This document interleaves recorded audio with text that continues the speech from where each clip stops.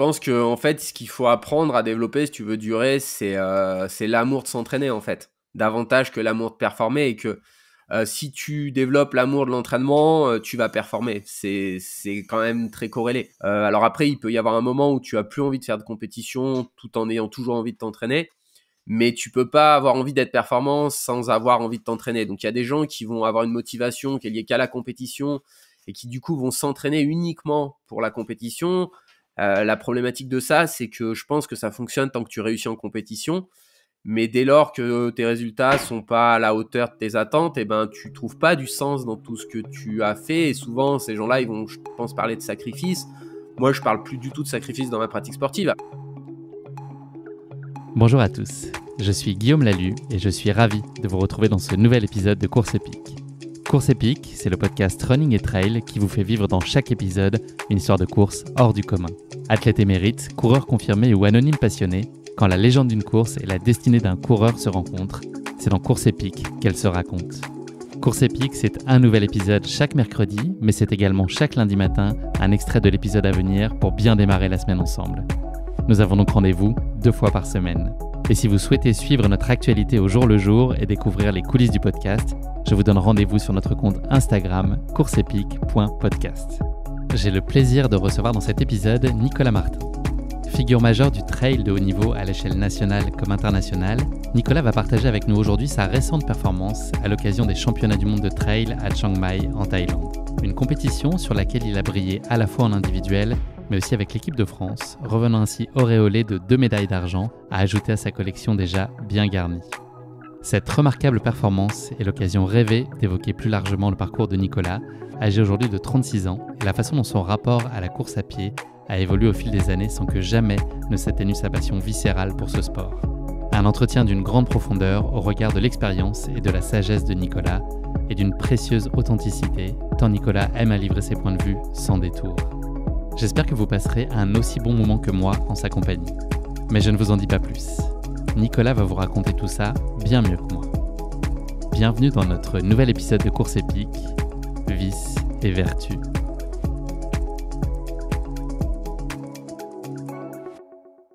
Bonjour Nicolas, je suis ravi d'échanger avec toi dans ce nouvel épisode de Course Épique. Comment ça va ? Ça va bien dans le froid actuel, mais je viens de passer quelques jours dans le sud de la France, du côté du Luberon, donc c'est sympa malgré la petite fraîcheur matinale. On a pu faire quelques kilomètres avec le Team Brooks, donc tout va bien. Chanceux. Moi, je me caille aussi. J'ai l'impression de me cailler depuis le début de l'hiver là. Nicolas, on enregistre cet épisode le 27 janvier. Alors le 27 janvier, je suis sûr que tu le sais, mais c'est la date de naissance de Mozart. C'est la date de naissance de Lewis Carroll, qui est l'auteur de Alice au Pays des Merveilles. C'est aussi la date de naissance du youtubeur français Squeezie et aussi du biathlète Björn Dahlem, qui a été longtemps l'athlète le plus médaillé aux Jeux Olympiques d'hiver, avec 13 médailles entre 1998 et 2014. Avec laquelle de ces 4 personnalités, est-ce que tu aurais aimé passer ce soir un petit dîner d'anniversaire avec eux ? Mozart, Lewis Carroll, Squeezie ou Björn Dahlem ? Ou tu préfères rester chez toi ? Comme je suis quand même passionné de sport, je vais dire Björn Dahlem. Ouais, je m'attendais globalement à ce que tu me dises ça. Tu parles norvégien ? Pas du tout, mais je pense qu'il parle un peu anglais et je n'ose pas dire que je parle anglais, mais j'arrive à me faire comprendre en anglais, on va dire. Ok. Nicolas, traditionnelle question d'ouverture de ce podcast. Est-ce que tu pourrais te présenter en quelques mots à nos auditeurs ? Et je t'impose juste une petite chose, pas le droit de parler de sport ni de course à pied. Qu'est-ce que tu peux bien nous dire sur ton parcours, sur qui tu es, pour les gens qui ne te connaîtraient peut-être pas ?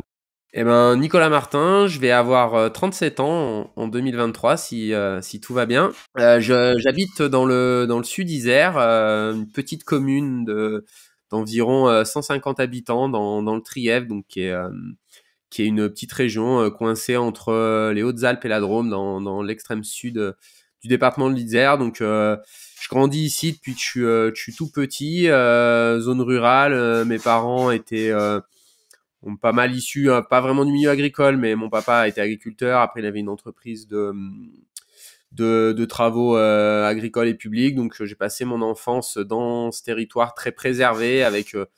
Je suis allé au collège, dans un petit collège où il y avait 200 habitants, avec la découverte un peu du sport à ce moment-là, parce qu'on avait sport de pleine nature. Et puis après, j'ai eu un parcours scolaire, voilà, c'est classique. J'ai fait un lycée général, et puis après, je me suis un petit peu perdu à la fac pendant 2 ans en physique-chimie, puis Ça me convenait pas trop la manière de travailler. Puis finalement, je finis mes études, on va dire classiques, par un BTS gestion forestière et puis après une licence pro dans le domaine du bois, mais dans lequel j'ai jamais exercé.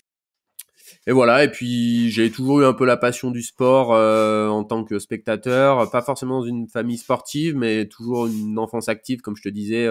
Quand tu vis à la campagne, bah, tu as des activités quand même souvent tournées autour du sport, que ce soit le football. J'ai joué au foot jusqu'à 15 ans, et puis petit à petit, je suis venu dans le milieu du trail, et actuellement, bah, voilà, ça va être un peu dur de parler de moi sans parler de l'activité trail parce que J'allais dire, t'as presque réussi à pas parler de sport jusqu'à maintenant. ouais, bah maintenant ce serait difficile parce que en fait mon activité professionnelle tourne autour de ça, et puis j'ai aussi une activité semi-professionnelle d'athlète, donc c'est une bonne partie de ma vie, mais voilà, j'ai quand même toujours cet attrait pour la nature, et c'est très corrélé en fait, le sport et la nature, et c'est assez indissociable chez moi. Je suis pas un passionné de courir sur la route par exemple, tu vois, je suis beaucoup plus j'aime le sport dans l'environnement dans lequel je vis.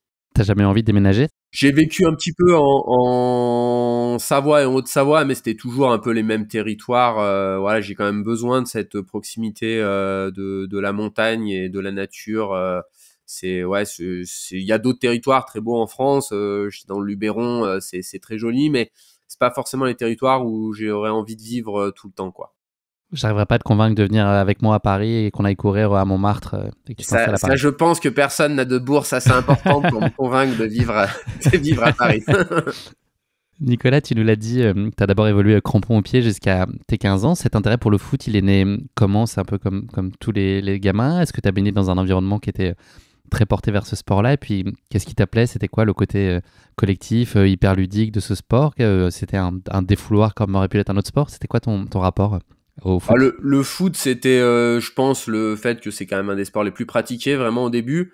Et après, ça a été davantage une manière de passer du temps avec les copains, de partager. Je pense que le type de sport était presque secondaire. C'était vraiment passer du bon temps avec les copains, faire les matchs. Voilà, on était vraiment un tout petit club, donc on a eu la chance d'avoir entre guillemets une génération de joueurs qui avaient un peu plus qui a gagné un peu ce qu'on appelle les fanions, c'est-à-dire remporter le championnat un petit peu.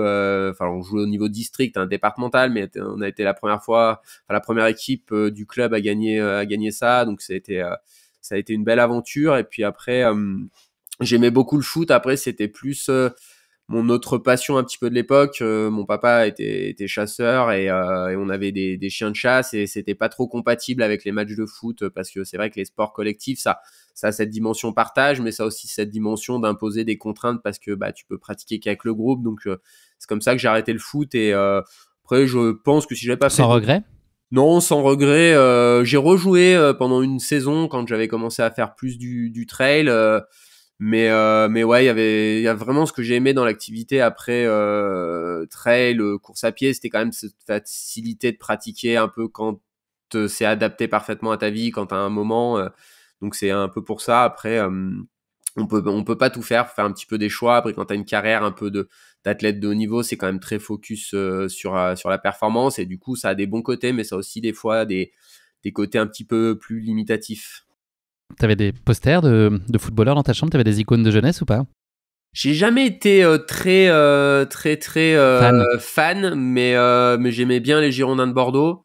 Et quand j'étais jeune, c'était l'époque de Zidane, Dugarry, Lizarazu aux Girondins de Bordeaux. Donc ouais, c'est un peu, après je pense, comme tous Un ceux peu comme qui dans ton club, c'était la bonne génération aussi, un peu comme à ton époque au c'est district. ça. Mais Et voilà. puis je pense que comme tous les jeunes plus ou moins de mon âge, on va dire, qui sont nés dans les années 80, on a quand même vécu la Coupe du Monde de foot 98, et ça nous a quand même marqué, parce que ouais, moi j'avais 12 ans, je jouais au foot, j'étais quand même passionné par le foot, et je pense que ouais, forcément Zidane a un petit peu marqué notre génération dans le sport par ce qu'il faisait. Puis ouais, j'ai 2-3 souvenirs de foot, enfin même plus, moi ça m'a presque plus marqué en 2006, quand c'est un peu sa dernière compétition où il marchait un petit peu sur l'eau. Mais j'ai jamais été hyper fan, et c'est même le cas dans les autres sports. Je suis admiratif, notamment cette année, enfin un petit pincement au cœur avec l'annonce de l'arrêt de carrière de Thibaut Pinot en fin de saison. mais c'est plus dans l'émotion qui transmet. Puis aussi ce côté un peu proximité, tu vois, de quelqu'un qui me ressemble, entre guillemets, j'ai l'impression qu'il aurait pu passer toute sa vie dans un territoire rural s'il n'avait pas eu un talent qui sortait un petit peu de la norme pour le sport, quoi. Donc, ouais, ça me touche un petit peu de se dire qu'à chaque fois qu'on le verra, ce sera l'une de ses dernières courses, quoi. Pour en revenir à ton intérêt pour la chasse qui a succédé donc au foot, est-ce que toi, maintenant, tu peux me donner la réponse que chercher à trouver les inconnus, la différence entre un bon et un mauvais chasseur, toi, tu la connais ou pas? Moi, je dirais que c'est très caricatural. En fait, dans la chasse, ça dépend ce qu'on met, mais moi, c'était vraiment passer du temps dehors et en fait, même maintenant, si j'y vais moins, passe beaucoup de temps dehors avec ma pratique sportive, mais en fait, je vis autre chose quand je vais à la chasse. C'est beaucoup plus apprécier un environnement plus restreint que ce que tu peux faire quand tu vas courir ou tu vas faire plus de kilomètres et du coup, c'est très différent, mais tu vois, moi, c'est ce qui m'a donné envie de ça, c'est les souvenirs des journées un peu de fin octobre, début novembre, où tu as encore les feuilles qui changent de couleur, les premières gelées, ces paysages où voilà, t'es à 7h30, 8h du matin tout seul dans la forêt, tu as vraiment l'impression d'être seul au monde et c'était vraiment ça moi qui me motivait. Et bon, la chasse, c'était une manière de faire, ça aurait pu être faire de la photo maintenant, tu vois, ça c'est vraiment plus une motivation d'y aller, mais c'est pas la chasse comme elle est perçue souvent dans le grand public, quoi. Il y a des bons ravitaux aussi dans la chasse. Oui, c'est vrai que voilà. Après, moi, j'étais quand même vraiment focus avec les chiens. Je passais beaucoup de temps dehors, courir après les chiens pour les récupérer, parce qu'en fait, souvent, nous, c'est des territoires où c'est quand même assez grand avec pas beaucoup de chasseurs, donc tu passes, je sais pas, dans une saison de chasse, moins de 10% avec une arme à feu et tout le reste du temps, tu le passes à repérer les animaux ou à essayer de récupérer les chiens quand ils sont sortis de la traque. Donc c'était aussi une activité quand même assez sportive. Et c'est ce que j'aimais. Et maintenant que j'ai plus trop c'est les chiens de chasse, moi ça m'intéresse pas du tout d'aller attendre dans la forêt que les animaux passent à proximité. C'est pas du tout mon caractère, quoi. Surtout au mois de janvier. Ouais, bah là ces jours-ci, faut être bien habillé, quoi. Nicolas, tu nous l'as dit, donc la course à pied, elle est finalement arrivée à toi de façon très naturelle, un peu dans ton quotidien, parce que c'était finalement très accessible et très pratique. Tu as pratiqué de façon relativement loisir pendant 7-8 ans, puis ça l'a été de moins en moins. Est-ce que c'est quelque chose que tu t'es interdit pendant un temps de considérer cette pratique de façon un peu plus assidue, avec un regard un peu plus orienté vers la performance? Est-ce que c'est quelque chose que tu avais jamais vraiment envisagé? Comment est-ce que tout ça a commencé un peu à prendre de la place? Est-ce que c'est les résultats qui finalement ont dicté cette orientation et puis tes ambitions?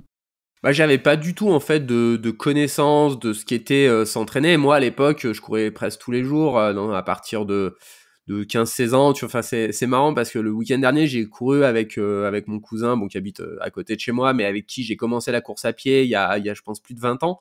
Et c'est sympa de se dire que 20 ans après, il a 10 ans de plus que moi, de repartager encore ça. Donc ça a commencé comme ça un été où lui, il avait, je pense que j'avais, je sais plus, 15-16 ans, j'ai toujours du mal à me rappeler exactement l'année, mais voilà, lui il avait 25 ans, il faisait un peu plus, il courait, il avait un de ses copains avec qui il a fait son BTS, qui a été un des premiers un peu pionniers du trail, Thomas Véricel, si tu connais, qui a été dans le premier team Salomon.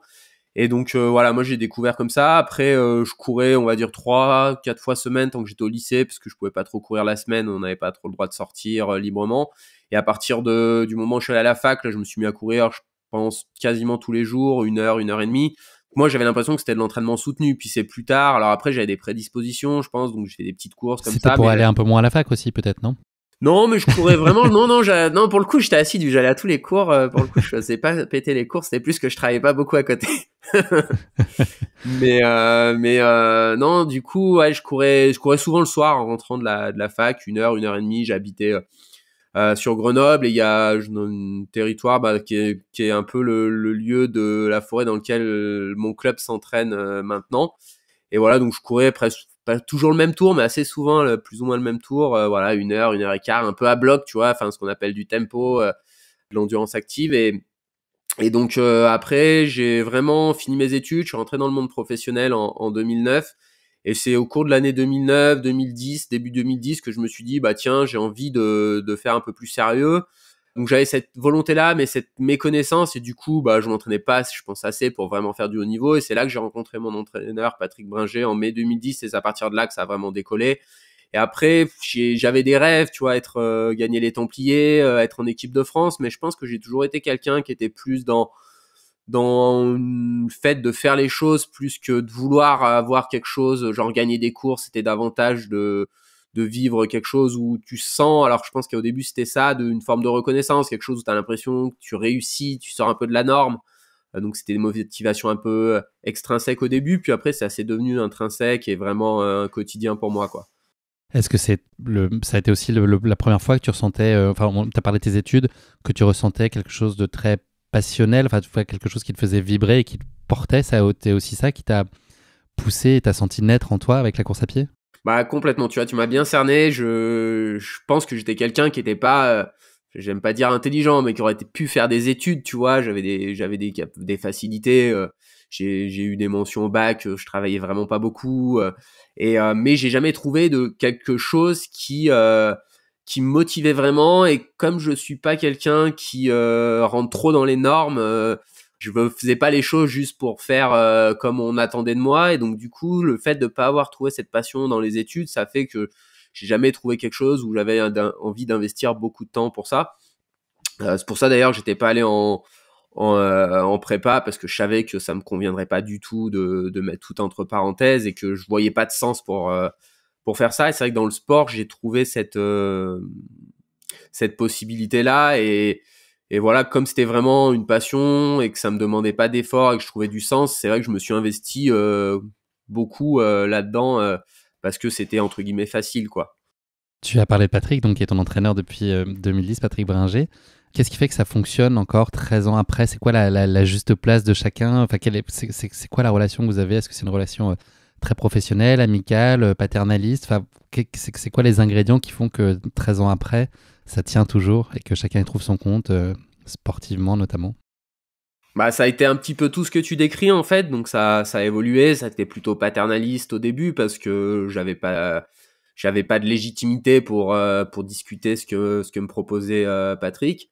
Après, ça a évolué dans quelque chose de peut-être je lui faisais vraiment beaucoup confiance. Il y a des moments où je pense j'aurais dû peut-être plus m'écouter.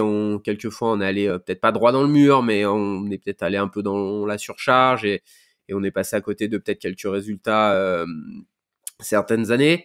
Et après, j'ai eu une période, je pense, je le situerais un peu au moment de ma fracture de fatigue où j'ai commencé à avoir moins cette envie de me faire mal, de toujours s'entraîner plus dur. Et donc là, à ce moment-là, c'est devenu une relation un peu plus, plus collaborative, plus d'échanges et de périodes où je me gère et où Patrick regarde plus un peu avec un œil extérieur, plus des moments où il est plus vraiment directif et impliqué. Ça dépend vraiment de la période et c'est lié à ce que moi j'ai envie de faire. Si on parle de l'année 2022, il y a une grande partie où j'ai passé mon temps à m'entraîner tout seul. Et puis pour les championnats du monde, j'ai vraiment dit à Patrick, je veux que tu reprennes la main pour qu'on fasse des choses vraiment dures, que j'accepte de faire des choses peut-être que j'accepte moins de faire aujourd'hui parce que quand tu as une dizaine d'années de carrière derrière toi, tu sais à quel point c'est dur d'exceller. Enfin, quand je dis d'exceller, c'est son excellence personnelle. Donc, faut accepter de faire des choses que peut-être tout seul on n'accepte pas d'écrire sur un plan d'entraînement, quoi.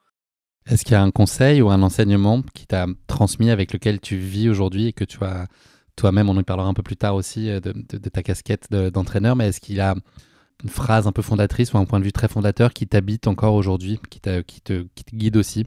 Ouais, il m'a dit très tôt, tout ce qui n'est pas partagé est perdu et je pense que c'est très vrai et ça allait dans le coaching, ça allait dans mon choix de changement de sponsor l'année dernière pour changer de marque et avoir un rôle un peu plus de transmission, enfin, sorte de capitaine de route chez Brooks. Donc, ouais, c'est quand même quelque chose qui m'anime. Et puis, tu vois, j'essaye de le faire aussi à travers ces podcasts-là ou dans la bande AD+, de voilà, transmettre tout ce que j'ai pu recevoir et tout ce que le sport m'a apporté parce que je dis souvent que le sport, c'est un peu la vie en accéléré, donc ça a beaucoup de vertus parce qu'on a le droit de se tromper et ça a souvent moins de conséquences que, entre guillemets, dans la vraie vie, quoi. Est-ce que tu as le sentiment, toi, qu'on te transmet encore beaucoup? Tu as l'impression de recevoir beaucoup ou justement du fait de ta grande expérience et ton recul, et d'avoir vu aussi peut-être ton sport évoluer, est-ce que c'est plus dans cette logique où c'est toi le rôle de transmettre et que toi tu reçois peut-être un petit peu moins? Bah ouais, j'essaye de transmettre. Après, je pense que un des mantras les plus forts dans la vie, c'est qu'il faut savoir écouter les autres, parce que quand tu parles, t'apprends jamais rien. Parce qu'en principe, tu dis des choses que tu sais. Donc c'est vrai que c'est important de savoir écouter les autres et surtout d'avoir cette capacité à pas se mettre au-dessus des autres parce que tu as plus d'expérience. Je pense que tu peux aussi bénéficier des expériences on va parler du sport, mais d'athlètes plus jeunes, parce qu'ils peuvent avoir un autre background, parce qu'ils ont une autre vision, et puis parce que tu peux évoluer. Il y a des choses que des fois tu laisses de côté, mais qui fonctionnaient bien, et quand tu les revois chez quelqu'un d'autre, tu te dis, ah, mais ça, finalement, c'était pas mal. Alors peut-être qu'à cette époque-là, tu l'utilisais mal, ou t'étais trop... Voilà, j'aime beaucoup quand même l'échange, et puis en fait, j'ai aussi conscience que dans le domaine, on va dire, de l'entraînement ou du trail, comme je connais pas mal de choses, j'ai aussi conscience que j'ignore beaucoup de choses aussi. Et ça, c'est un petit peu ce qui fait, selon moi, le fait qu'on peut se considérer comme, j'aime pas utiliser le mot expert, mais comme connaisseur dans un domaine, c'est quand tu as vraiment conscience qu'il y a plein de choses que tu sais pas. Parce que souvent, tu vois, tu as cet effet, c'est Dunning-Kruger, si je dis pas de bêtises, quand tu découvres un milieu, tu as l'impression que tu as quelques connaissances, donc tu connais tout parce que tu n'as pas conscience de tout ce qui existe. Et quand tu avances dans un domaine, tu te rends compte, ah ouais, il y a plein de choses que je ne sais pas, et que finalement, dans l'entraînement mais dans l'entraînement quand tu entraînes les autres, quand tu t'entraînes toi-même, c'est un peu une remise en question quotidienne aussi pour explorer son corps, parce que c'est ça qui est intéressant davantage que la performance pure, quoi. On avait eu l'occasion d'en parler, Nicolas, quand on s'était croisés cet été à Chamonix, à la veille de ton ECC. On parlait de la construction de carrière et de la progression. Donc, on l'a compris au détour de ce que tu as raconté de ton parcours. Elle a été lente, mais régulière, et puis elle a atteint des très hauts niveaux. Est-ce que tu penses que c'est aussi une meilleure façon de durer? Ce temps qu'on a mis à construire, c'est aussi ce temps qui permet de durer longtemps et d'entretenir aussi la flamme, parce qu'il, qui, je pense aussi, est en lien très direct avec la performance qu'on peut délivrer aussi, même avec le temps, sans s'user. Je pense que en fait, ce qu'il faut apprendre à développer si tu veux durer, c'est l'amour de s'entraîner, en fait, davantage que l'amour de performer. Et que si tu développes l'amour de l'entraînement, tu vas performer. C'est quand même très corrélé. Alors après, il peut y avoir un moment où tu as plus envie de faire de compétition tout en ayant toujours envie de t'entraîner, mais tu peux pas avoir envie d'être performant sans avoir envie de t'entraîner. Donc il y a des gens qui vont avoir une motivation qui est liée qu'à la compétition et qui du coup vont s'entraîner uniquement pour la compétition. La problématique de ça, c'est que je pense que ça fonctionne tant que tu réussis en compétition, mais dès lors que tes résultats sont pas à la hauteur de tes attentes, et ben tu trouves pas du sens dans tout ce que tu as fait. Et souvent, ces gens-là, ils vont, je pense, parler de sacrifice. Moi, je parle plus du tout de sacrifice dans ma pratique sportive. Alors, il y a des jours, c'est inconfortable, c'est sûr, quand tu fais des séances difficiles. Si quelqu'un te disait tu peux être aussi performant sans le faire, il y a des jours où tu dirais ouais, d'accord, je reste dans mon canapé, c'est ok, mais globalement, c'est quand même avant tout, voilà, vraiment cette envie de faire du sport, de dépasser ses limites, et puis aussi d'accepter qu'il y a des moments où on n'a pas envie d'aller chercher ses limites. Et ça, c'était quelque chose que j'avais du mal à accepter quand j'étais un athlète plus jeune. Aujourd'hui, c'est comme ça. Je sais que, entre guillemets, je suis pas un feignant. Donc, si j'ai pas envie de faire des choses, c'est qu'il y a des raisons physiques, mentales, que peut-être le jour où, à toutes les séances, je me dirais ça, ben, ce sera sûrement le temps d'arrêter de faire de la compétition. Mais tant que c'est très marginal dans ma pratique, c'est pas pour moi compliqué de continuer à essayer d'être performant, quoi. Ça a été quoi le plus gros challenge pour toi quand il a fallu revêtir cette casquette d'entraîneur? Donc, tu entraînes des athlètes élites comme Mathieu Delpech ou Sylvain Cachard, mais tu entraînes aussi et tu encadres des coureurs de milieu de peloton. Ça a été quoi la chose la plus difficile et la plus nouvelle finalement pour toi à appréhender dans ce rôle-là? Est-ce qu'il y a eu quelque chose de marquant ou est-ce que finalement c'était très naturel et tu avais déjà cet instinct très pédagogue? J'avais un peu le syndrome de l'imposteur qu'on appelle parce que j'ai un peu appris de manière tout seul, j'ai pas eu une formation là-dedans, donc bon, après je fais des formations un petit peu pour acquérir des connaissances, mais c'est vrai qu'au tout début j'ai commencé un petit peu avant tout pour comprendre ce que je faisais, parce que moi c'est assez important, tu vois, quand je te parlais que j'avais jamais trop trouvé quelque chose qui me motivait, en fait moi j'ai toujours l'impression que ce qui m'aurait convenu c'était de faire que des études, tu vois, de jamais avoir à mettre concrètement, tu vois, apprendre des choses, mais pas forcément avoir à les mettre en application. J'ai vraiment toujours été curieux de plein de domaines. Et je pense que c'était, dans ma pratique, c'était important de comprendre ce que je faisais. Et puis après, c'est devenu un petit peu naturellement. Après, c'est aussi des questions d'opportunité parce qu'on est un petit sport Et quand tu veux vivre de ton sport, c'est difficile de faire que du sport. Donc des fois, il faut trouver des activités qui te permettent de compléter un petit peu tes revenus. C'est très basique ce que je dis, et un peu terre à terre, mais bon, à un moment donné, faut payer les factures, comme on dit. Et donc du coup, c'était cette possibilité, voilà, d'avoir un petit peu plus de confort financier, sans que ça impacte trop ma pratique sportive. Donc voilà, et puis maintenant, c'est, je pense, voilà, quelque chose que j'aime beaucoup dans la transmission, dans l'échange avec les gens. Voilà, je pense que je serai jamais, tu vois, forcément ultra intéressé par la très très haute performance, ce qui n'empêche pas d'avoir des athlètes qui font de la haute performance, mais qui n'ont pas forcément cette d'être obnubilés par tout optimiser. Il y a des gens qui font du haut niveau en étant plus intuitifs. Voilà, même si j'aime Le bien. vice-champion du monde, c'est pas de la très très haute performance, tu trouves? Bah, ça l'est peut-être. Après, moi, j'ai pas l'impression d'être, tu vois, quelqu'un de qui compte tout, qui optimise tout. Mais en fait, ça, je pense que c'est nécessaire dans le très très haut niveau quand tout est optimisé. Mais dans des sports comme les nôtres où il y a pas, finalement, on en revient un peu à des choses terre à terre, mais il y a pas non plus, tu vois, des récompenses telles qui peuvent faire que tu vas accepter de mettre ta vie entre parenthèses pendant 2 ans parce que tu as l'impression que, par exemple, ça va vraiment changer le reste de ta vie. Ce qui peut être le cas, je sais pas si c'est le cas, mais quand tu entends des cyclistes professionnels, par exemple, qui ont gagné le Tour de France, te dire à quel point, finalement, s'il fallait le refaire, ils le referaient pas, tellement c'est des sacrifices. Moi, je conçois pas la pratique sportive de cette manière-là, parce que en fait, j'aurais couru 14 minutes plus vite au championnat du monde dans la course qu'on va évoquer, ça aurait pas changé ma vie, quoi. Et du coup, si pour le faire, ça change toute ta vie, ça a pas de sens pour moi personnellement, quoi.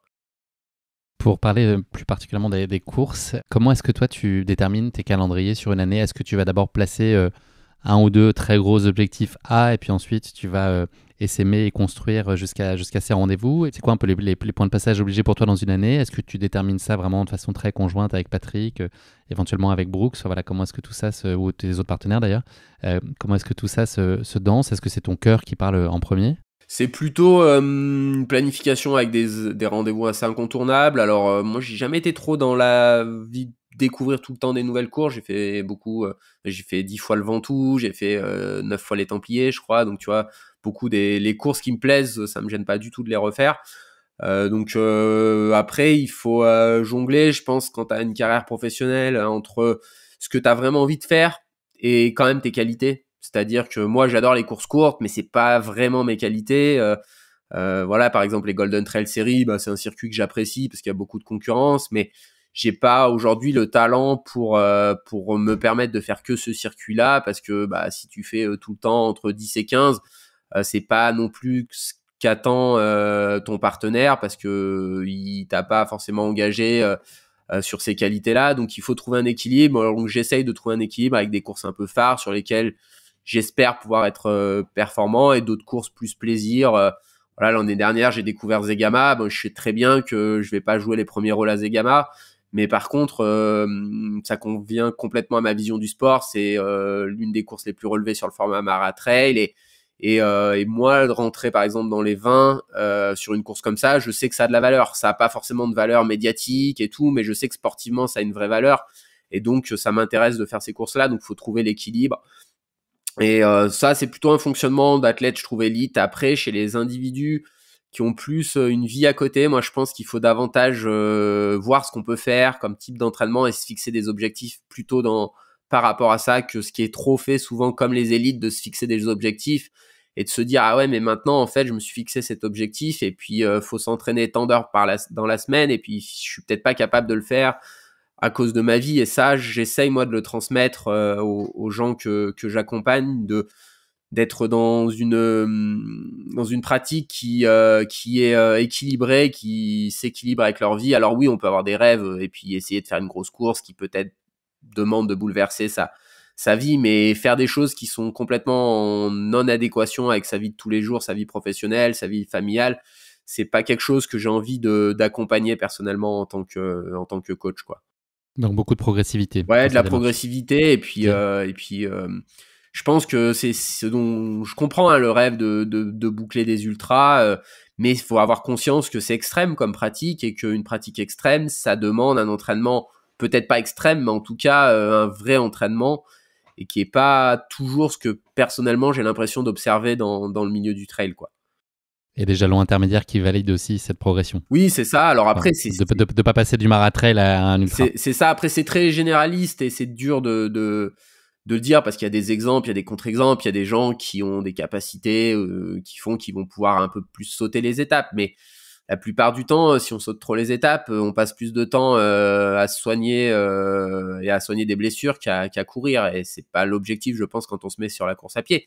Mais là, ça, c'est mon avis personnel, mais je pense aussi qu'il y a des gens qui vont... Enfin, moi, j'ai déjà entendu des gens dire, qui vous préparent des ultras, dire « j'aime pas courir », quoi. Ça, pour moi, c'est inconcevable, en fait. Comment tu peux te dire « je vais aller faire 160 km dans la montagne si t'aimes pas courir », tu vois. C'est... c'est vraiment, tu vois, la motivation, je sais pas, de dire « j'ai fait ce défi-là », mais en fait, c'est de la course à pied, mais ça aurait pu être presque n'importe quel défi, tu vois. C'est pas... Alors que moi, ma vision, c'est moi, j'aime la course à pied, et du coup, je vais faire des courses en adéquation avec ce que j'aime dans la course à pied, quoi.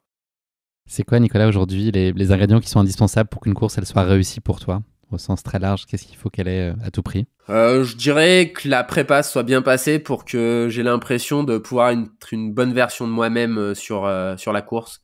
Je dis souvent en rigolant à mes amis ou à des gens que j'entraîne, quand tu t'es bien préparé, tu sais que t'es fort, par exemple.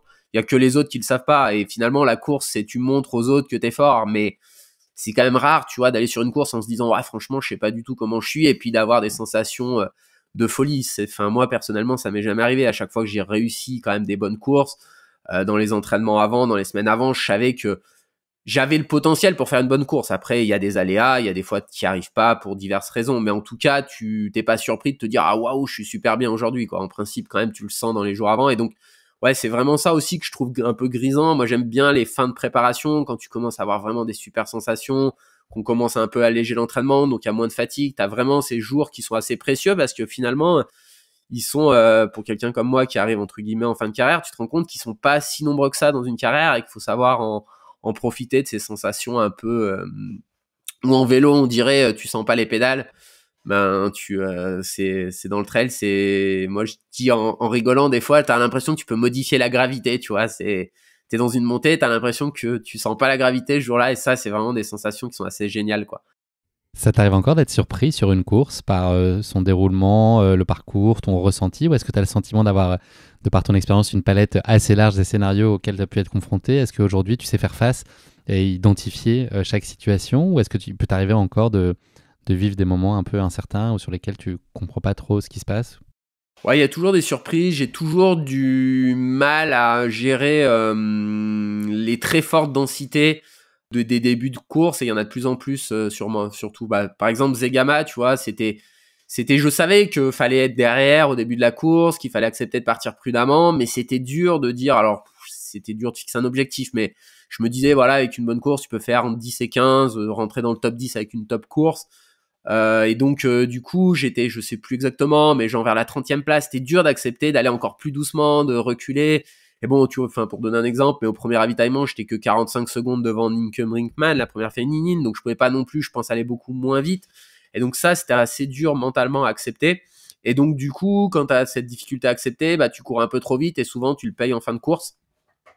Après, sinon, sur les scénarios, vu que je suis quand même assez passionné de la discipline, peut-être un peu plus que d'autres athlètes qui sont très performants, je connais quand même bien les coureurs, et donc du coup, il n'y a pas trop de surprises parce que je sais plus ou moins me situer quand même par rapport aux coureurs en fonction du format, et que du coup, j'ai une bonne connaissance. Alors, ça a des qualités. Après, des fois, je pense que ça t'inhibe aussi si tu as vraiment l'impression d'être moins fort que quelqu'un. Mais j'arrive quand même à me rendre compte de, voilà, s'il est plus fort, c'est pas juste dans ma tête, je me dis qu'il est plus fort, c'est que j'ai aussi des ressentis qui me laissent dire que, non, ça va trop vite, et que tu peux pas suivre. Si c'est un coureur, des fois, qui est un peu plus, que tu considères un peu comme quelqu'un de ton niveau ou légèrement en dessous, tu vas peut-être un peu plus t'accrocher. Mais c'est vrai que s'il y a à la fois des sensations qui te disent ça va trop vite, plus vraiment le sentiment que le coureur, normalement, il est pas exactement dans la même classe que toi, ça te permet aussi de dire, ouais, attention, là, faut accepter qu'il y ait des individus meilleurs que soi. Et moi, me suis construit là-dedans parce que j'ai jamais été un surdoué non plus, qui, dès qu'il s'est mis à courir, remportait des courses, était à l'avant. Donc, je me suis aussi construit dans une première partie de carrière par des courses plutôt par l'arrière. Et donc, j'ai dû accepter ce fait de courir pas en étant acteur des courses et d'être plus dans ma course personnelle, et puis avec un résultat qui pouvait être honnête à la fin, mais qui était des courses qu'on appelle un peu où tu ramasses les morts, comme on dit, quoi. Si on se projette un peu là sur les mois qui arrivent et sur les chantiers que toi tu as identifiés sportivement, est-ce que l'idée c'est que tu es plutôt dans une logique de maintien de tes qualités existantes, de les conforter en tout cas et de pas décrocher sur ça, ou est-ce que tu es aussi dans cette optique d'aller développer d'autres compétences complémentaires et tu es dans une constante logique d'optimisation de toutes les sphères de ta pratique sur lesquelles tu pourrais peut-être te sentir un petit peu moins au niveau, sur lequel tu as encore un potentiel de développement? Est-ce que tu vas t'attacher à aller chercher ça, ou est-ce que tu vas surtout essayer de capitaliser sur tes forces pour le résumer un peu plus, de façon un peu plus succincte? Bah ouais, bon alors à mon âge, on est quand même plutôt sur déjà essayer de maintenir son niveau. Après, j'essaye quand même, tu vois, on le voit avec Kylian qui a juste un an de moins que moi, donc on est plus ou moins de la même génération.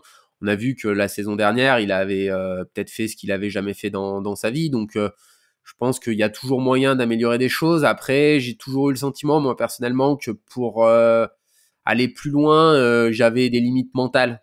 C'est-à-dire que je pense qu'on a tous une capacité mentale. Alors moi, je pense que j'ai un mental qui est globalement fort, mais qui est pas trop capable d'accepter des grosses surcharges qui peuvent être nécessaires pour aller chercher plus ses limites. Et comme je le disais déjà, je vois pas du sens non plus de tout sacrifier pour courir un peu plus vite.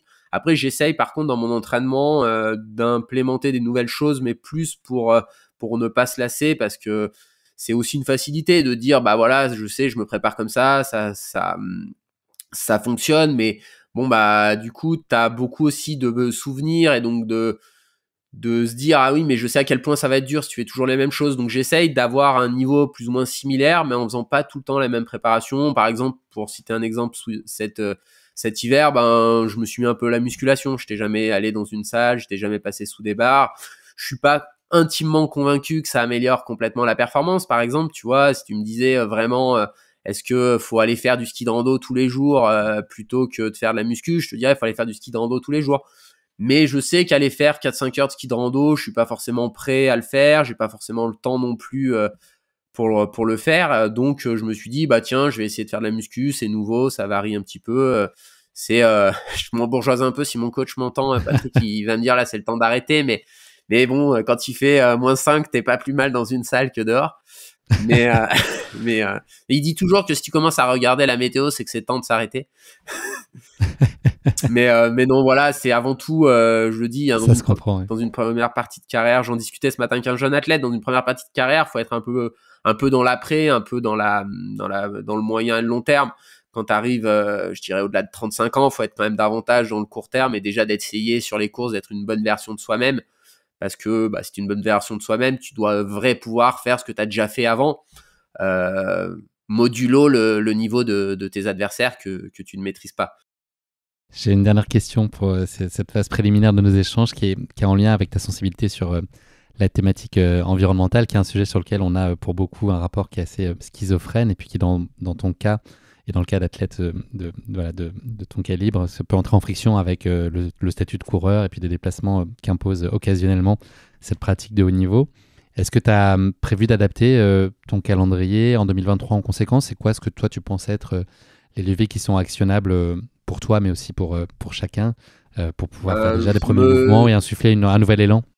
Alors bon, en fait, tu vois, plus ça évolue et plus je trouve que, tu vois, on parle beaucoup des bilans personnels. Ça, c'est bien, ça permet de faire des efforts et tout. Après, c'est quand même très, je trouve limité, parce que tu vois, je vais te dire, cette année, je vais faire le choix. Je pense, je vais essayer de m'y tenir, parce qu'il y a des tentations. Des fois, c'est pas toujours facile, mais de pas prendre l'avion. Mais en fait, je peux ne pas prendre l'avion parce que j'habite dans les Alpes françaises. Et que du coup, tu vois, si on poussait le raisonnement, je pourrais aller faire l'UTMB en prenant mon vélo, je pourrais aller faire des belles courses avec des moyens de transport qui sont propres. Mais en fait, je me dis aussi que si j'étais un athlète asiatique, ben pourquoi j'aurais pas le droit de faire l'UTMB, tu vois? Donc ça, c'est quand même quelque chose qui est complexe. Je pense que si on accepte qu'il y ait du sport de haut niveau, on accepte qu'il y ait des déplacements. Et ce qui me paraît important quand les athlètes entre guillemets élites, ou les athlètes qui ont un peu de notoriété parlent, je pense que c'est davantage pour dire que c'est pas parce que tu voyages que t'es heureux, par exemple. Moi, j'ai eu la chance de voyager.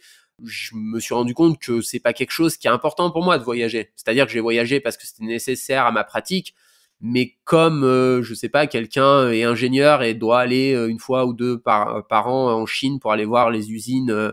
Les usines, c'est un peu, tu vois, d'une certaine manière. Alors, je vais pas dire que c'est la même chose, mais c'est un peu la même chose. Moi, je suis allé en Thaïlande l'an dernier parce que le championnat du monde, il était en Thaïlande. Sinon, je serais pas allé en Thaïlande me faire bronzer à Phuket, par exemple. Tu vois, c'est pas du tout quelque chose qui m'intéresse. Et après, j'ai même pas envie de dire que je suis plus légitime d'aller faire un championnat du monde que d'aller se faire bronzer à Phuket, mais c'est juste que voilà, si on veut qu'il y ait des championnats du monde, il y a des déplacements d'athlètes. On n'a pas le choix, donc c'est un peu quelque chose contraint et c'est une limite technologique. Après, passer du bon temps en vacances, je pense qu'on peut le faire quand on habite en France de manière quand même relativement propre. Et est-ce qu'une vie suffit pour faire le tour de la France et tout ce qu'il y a à voir en France? Je suis pas complètement sûr, tu vois.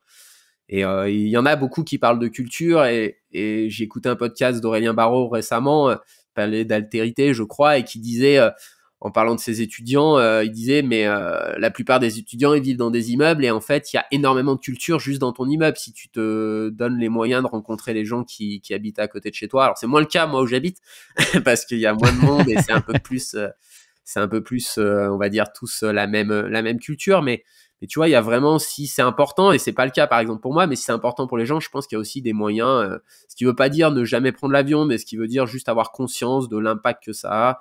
Alors après, je pense aussi qu'il faut avoir du recul. Le trail, c'est quand même globalement, je pense, plutôt un sport exemplaire là-dessus par rapport à d'autres activités sportives. Tu vois, enfin, quand t'es athlète de haut niveau, sans faire trop attention comme moi, alors j'ai pas fait un bilan exact, mais je pense que j'étais à 12 tonnes de CO2 l'an dernier. Je pense que c'est plutôt des bons bilans dans les athlètes de haut niveau, dans des sports. Si on parle de médaillés mondiaux, par exemple, je pense que c'est quand même plutôt des bilans qui n'ont rien à voir avec des activités comme le cyclisme professionnel, comme le football, comme les sports de NBA, des ligues fermées des États-Unis où ils font, je sais pas, 80 matchs dans la saison et vu les distances, ils prennent l'avion, je pense, quasiment à chaque match, quoi. On a un beau sport aussi pour ça, effectivement. Nicolas, merci beaucoup pour cette belle introduction. C'est l'heure maintenant de la petite rubrique Le questionnaire de Proust. J'ai 3 questions pour toi. Est-ce que tu es prêt? Je suis prêt. Roulement de tambour. Quel moment a changé ta vie pour toujours? Alors on en a déjà parlé, mais je pense que c'est la rencontre avec Patrick quand même, parce que ça a conditionné beaucoup la suite de ma vie. Alors c'était pas sur le moment conscience de ça, mais avec le recul, je dirais que c'est un peu ça, quoi.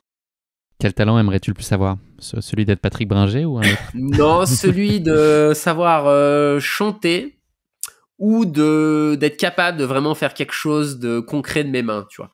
C'est Donc tu sais pas bricoler une étagère, c'est ça? Non, mais je suis un peu bricolé, mais tu vois, de me dire, j'aimerais pouvoir presque construire une maison de A à Z, tu vois. Tu pourrais pas construire la douche dans laquelle tu aimerais chanter juste, par exemple? Ouais, ça, peut-être, je saurais un petit peu faire, mais en fait, j'ai jamais trop la nécessité de le faire, mais ouais, j'aimerais bien, tu vois, vraiment avoir plus un métier où t'as l'impression que c'est concret, tu vois, tu dis, tiens, ah bah aujourd'hui, j'ai construit une charpente, tu vois, c'est concret, on va mettre un toit, et tu vois, c'est un peu ça, j'en avais parlé avec, j'avais fait des travaux récemment avec quelqu'un qui avait une voix un peu intellectuelle, entre guillemets, on va dire, et qui a vraiment quitté ça parce qu'il avait envie de faire quelque chose de ses mains, et c'est vrai que ça m'avait un peu touché à ce moment-là de me dire, et donc pourquoi pas pour la reconversion, peut-être soit ça, soit être au contact de la terre, voilà. C'est une vraie tendance, ça, cela dit. Il y a beaucoup de gens qui ressentent ça aujourd'hui, et le sens et l'utilité de leur vie. Et puis quand tu fais, c'est autre chose. Tu sais que si j'avais été Nagui, je t'aurais demandé de chanter, vu que tu parlais de tes talents de chanson, je t'aurais demandé de me faire. Non, je pense que pour nos éditeurs, il faut mieux que je m'abstienne de chanter. Tu pourrais faire neiger, tu vois, on parle de pleuvoir, mais là, tu pourrais faire peut-être neiger en chantant. Dernière question pour toi, Nicolas. L'émotion que tu gères le moins bien? J'ai tendance à penser que je suis un peu, j'ai utilisé un terme pompeux, dans l'ataraxie quand même. Je sais pas si tu sais. Joker, je n'ai aucune idée de ce que c'est. Non. C'est un peu la tranquillité de l'âme, c'est-à-dire le fait d'avoir des émotions assez stables. Je suis quelqu'un qui est pas très émotif. Je sais pas si c'est une qualité ou un défaut. Mais en tout cas, en fait, j'essaye dans une forme, alors j'aime pas, ça fait un peu pompeux de dire ça, mais dans une forme de sagesse, de pas trop rester dans les émotions. Alors c'est paradoxal parce que Si je dis aux gens que j'ai pas vécu un truc de ouf, par exemple, tu vois, dans une dernière ligne droite d'un championnat du monde, je pense que pour plein de gens, ça se trouve, ça paraît fou, mais d'un autre côté, en fait, j'ai le sentiment d'être presque tous les jours très heureux, quoi. Tu vois, de pas avoir ces moments parce que j'ai l'impression que les émotions, c'est aussi beaucoup le yo-yo et que du coup, ouais, cette sorte de peut-être il y a jamais de truc tu fais waouh c'est génial, mais par contre c'est toujours vachement bien. Et il y a des gens qui te diront que la vie a pas de sens en étant comme ça, mais moi j'ai plutôt eu l'impression d'être toujours plutôt comme ça, mais de manière générale, hein. Je pense pas que c'est quelque chose que j'ai développé, j'étais plutôt comme ça dès le plus jeune âge. Je vais faire la psychologie de comptoir, mais est-ce que c'était une façon pour toi de te préserver plutôt dans les moments de moins bien, justement? Est-ce que c'était une forme de protection? Je sais pas trop parce que j'ai pas jamais eu ces sentiments, tu vois, d'émotions très fortes comme te décrivent certaines personnes. Donc je pense que est-ce que c'est lié à mon enfance ou je sais pas, c'est dur à identifier. Des fois j'essaye en plus de dire que c'est important, tu vois, d'être capable d'être très émotionnel parce que pour entraîner certains athlètes, je sais que c'est voilà quand ils ont cette émotion positive, c'est des warriors, tu vois.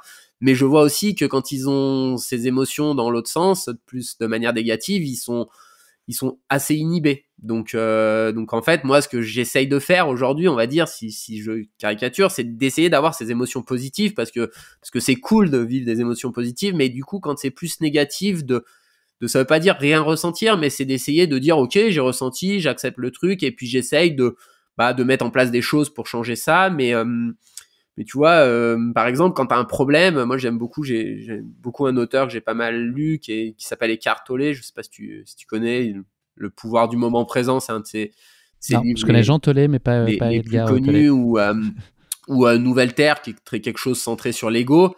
Et cette notion j'aime bien dans le livre, il disait, en parlant des problèmes, est-ce que vous avez un problème maintenant? Et en fait, à cette question, quand même, c'est très souvent la réponse est non. Potentiellement, il y a des problèmes qui vont arriver. Donc, ça veut pas dire faut mettre des œillères et ne pas regarder les problèmes. Mais c'est dire, va y avoir un problème. Une fois que j'ai mis en place des choses pour le traiter, c'est pas la peine de rester dans le négatif jusqu'à ce que tu saches si le problème va être résolu, parce que ça va rien changer sur le fait de résoudre ou non ce problème. Et c'est essayer d'être un petit peu là-dedans dans la vie de tous les jours, quoi. J'avais entendu aussi une version un peu alternative à ça, qui est de se dire, est-ce que c'est un problème auquel tu repenseras dans un an?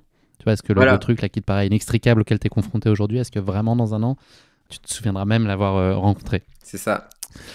Merci beaucoup Nicolas, c'était passionnant ce questionnaire de Proust avec toi. On va parler maintenant de ta course épique et ces championnats du monde de trail qui se sont tenus en Thaïlande au mois de novembre dernier. Je vais en planter le décor très rapidement. Donc le World Mountain and Trail Running Championship est l'événement qui réunit pour la première fois cette année, en tout cas qui réunissait pour la première fois les championnats du monde de montagne et de trail. Donc après 2 reports en 2021 à l'automne, puis début 2022 en février, en raison de la crise sanitaire, ils ont été finalement reportés et se sont finalement tenus du 3 au 6 novembre dernier, donc à Chiang Mai en Thaïlande. C'est également la première fois que ces mondiaux de trail ils sont organisés sur 2 distances, à savoir le 80 km qui offrait 4910 mètres de D+, pour le format long, et 40 km pour 2777 mètres de dénivelé pour le format court.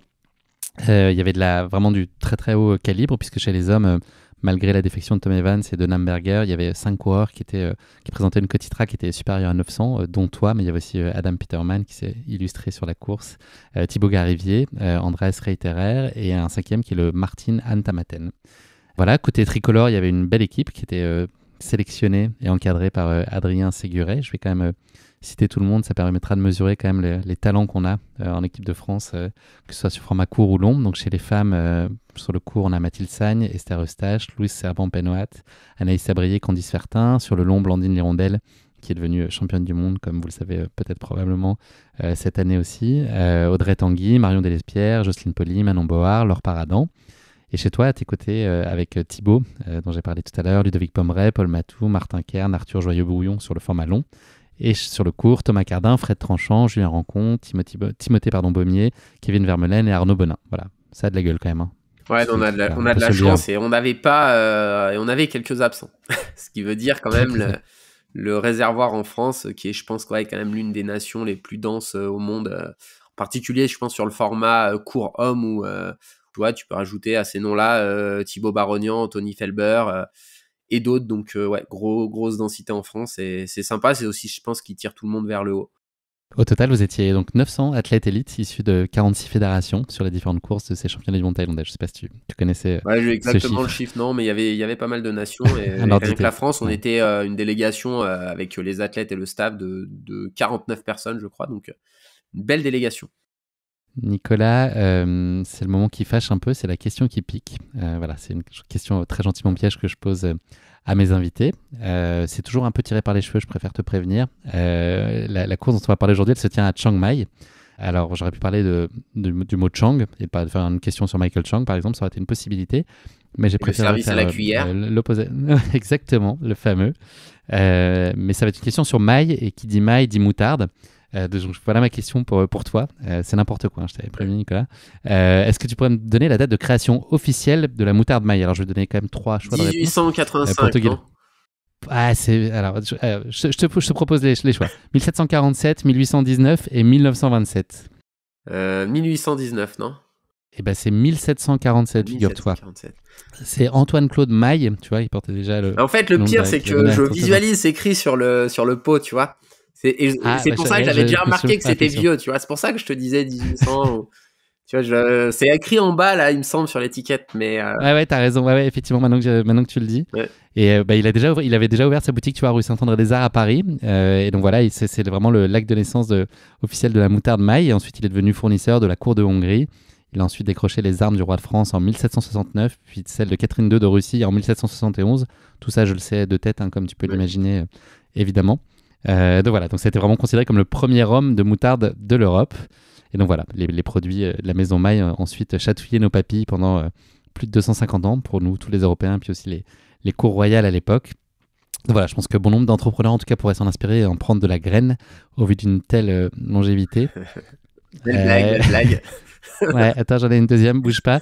Nicolas, à moins que la moutarde te soit montée au nez, est-ce que tu serais OK pour qu'on continue cet épisode et puis qu'on plonge maintenant avec toi dans cette aventure en Thaïlande? Mais moi, ça me plaît, tu sais, cet humour, je fais les mêmes jeux de mots, donc moi, ça me parle, ça. Parfait, on est connectés. Nicolas, je rembobine juste un tout petit peu sur ton année 2022 avant qu'on embarque avec toi pour la Thaïlande. C'est une année qui a été contrastée, qui a été aussi marquée par une blessure, notamment au genou, qui t'a contraint à renoncer au championnat d'Europe aux Canaries en juillet. Comment toi tu vis ces moments-là, la gestion de la blessure? Est-ce que c'est quelque chose aussi sur lequel, au regard de tout ce que tu as pu raconter jusqu'à maintenant, qui pareil te fait pas avoir une chute de morale incroyable, que tu prends avec philosophie et patience? Est-ce que tu as du genre à vouloir aller plus vite que la musique pour essayer de vite récupérer au risque de prendre des risques et d'aggraver la situation? Comment est-ce que tu vis ces moments-là? Ouais, déjà, je pense qu'on peut prendre un peu de recul quand tous les jours tu fais ce que t'aimes. Je considère que t'as pas vraiment le droit d'être malheureux parce que finalement, oui, bon, bah tu peux pas faire une compétition, c'est pas très grave. C'est pas non plus, tu vois. C'était pas mon premier maillot bleu, donc bon, voilà, c'est jamais facile de laisser la sélection, mais c'était une blessure qui était un peu particulière parce que c'était pas une vraie blessure où bon, quand j'avais une fracture de fatigue en 2018.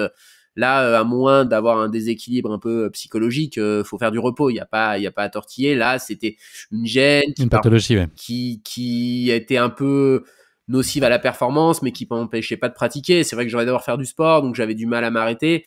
Et finalement, c'est vrai que cette sélection, ce respect que j'ai pour le maillot a été finalement un élément déclencheur pour prendre la décision de se soigner parce que je me suis dit là tu cours pas que pour toi, tu cours aussi pour l'équipe et qu'en fait t'as pas le droit de prendre la place de quelqu'un qui sera sûrement meilleur que toi parce que en plus tu pourras pas faire en sorte d'être à 100%. Et donc voilà, j'ai pris la décision, je savais pas trop où on allait, mais je savais que c'était pas non plus un arrêt très long. Après, ce qui est particulier, c'est que bah je sais pas si on a donné le timing, mais on est début juin, donc c'est vrai que là t'es quand même en pleine saison trail, et c'est vrai que si tu pars, si tu laisses 2-3 mois à cette période de l'année, c'est pas pareil que 3 mois entre novembre et le mois de janvier, par exemple. Donc il y avait un petit peu d'inconnu. Après, comme j'ai quand même pas mal de recul sur ma carrière et que voilà, je continue à faire de la compétition, mais que je sais que j'ai déjà vécu des belles choses et que c'est pas hyper important d'être ultra performant. Je suis pas dans une construction de carrière. Je me suis dit bah je vais me reconstruire et puis on verra où ça me mène, et j'étais beaucoup plus dans cette reconstruction plus que dans des objectifs qui allaient se concrétiser si j'étais apte à courir, mais je me disais pas faut que je sois à tout prix sur les courses de l'UTMB où faut que je sois à tout prix au championnat du monde, je me disais on verra, on revient tranquillement. Et puis donc du coup c'était quelque chose qui était très dans le quotidien. Et ça m'a permis aussi, j'étais accompagné de rencontrer mon kiné actuel qui était vraiment quelqu'un de très brillant, qui m'a accompagné, qui avait plus de sagesse aussi que moi, et qui m'a permis d'accepter d'être dans un vrai process de retour vers la performance plutôt que de vouloir courir et puis de vouloir monter 3 marches et d'en redescendre 2. Des fois, il faut mieux monter une marche par une marche, ça va plus vite. On s'est croisés à la veille de ton OCC, je l'ai dit tout à l'heure. Est-ce que ça a été une surprise pour toi de performer? Tu as été 6e de cette course. Est-ce que ça a été... Parce que pour situer, c'est fin août, donc voilà, c'était pas si loin de... Je ne sais pas si je l'avais évoqué, mais comme je l'avais prévu, c'est-à-dire en faisant preuve d'humilité sur mes capacités du moment, c'est-à-dire de ne pas être, entre guillemets, le Nicolas qui a un palmarès, mais le Nicolas qui revient de blessure et qui n'est pas capable de jouer les premiers rôles à la régulière, on va dire, c'est-à-dire de partir dans le groupe de tête comme j'avais pu le faire l'année d'avant pour terminer à la même place. Mais l'année d'avant, je me sentais vraiment bien et j'avais envie d'être acteur et de me dire voilà où ça peut te mener. Ça avait été dur, mais là ça a été une course par l'arrière, et donc quand tu cours par l'arrière, t'es quand même dépendant aussi des autres. Je pense qu'il y en a qui sont partis trop vite, qui étaient peut-être meilleurs que moi, ce qui m'a permis de bien remonter. Je pense que finalement j'étais peut-être mieux aussi que ce que je prévoyais. Parce que je pense qu'avec le vécu, on revient, il y a beaucoup de mémoire musculaire, donc on revient assez vite.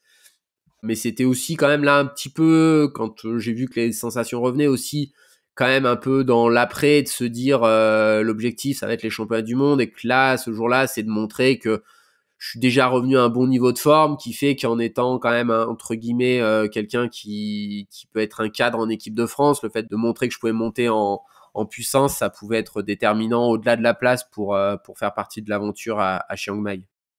Quelle place elle tient aujourd'hui, l'équipe de France, dans ton cycle de carrière dans lequel tu es aujourd'hui? Est-ce que ça peut prendre le pas sur des compétitions individuelles? Est-ce que c'est un complément génial? Enfin, qu'est-ce que t'apporte un peu cette expérience-là aussi, en parallèle de toi, tes enjeux plus personnels sur les courses? Quelle place ça joue? Moi, j'aime beaucoup l'équipe de France. J'ai jamais raté une sélection depuis que je suis rentré en équipe de France. Alors des fois, j'ai pas pu honorer ma sélection, mais je m'étais, je crois, plus ou moins qualifié à chaque fois. Donc ça tient beaucoup de place. C'est pas toujours facile parce que je pense que c'est renoncer à certains gains matériels sur d'autres courses, qu'ils soient financiers, sur des primes. C'est un choix, c'est des belles aventures, c'est représenter pour son pays, et pour moi dans le sport qui est grandi en étant gamin. Voilà, tu vois, on a parlé de mon itinéraire sportif, mais en fait porter un maillot national quand t'as 23, 24 ans, tu fais pas du sport de haut niveau, c'est quelque chose qui est quand même, alors qui existe dans le trail, mais normalement dans les autres sports, je pense qu'ici à 23, 24 ans, t'es pas athlète de haut niveau, c'est quand même mort pour représenter un jour ton pays. Et donc, il y avait quand même ce rêve, tu vois, à chaque fois qu'il y avait le maillot bleu, quand je regardais la télé, de voilà, vraiment cette appartenance au maillot. Et donc, ça, pour moi, c'est important. Et puis, c'est surtout quelque chose qui peut pas s'acheter. Et donc, du coup, il faut s'investir pour avoir le droit de représenter son pays.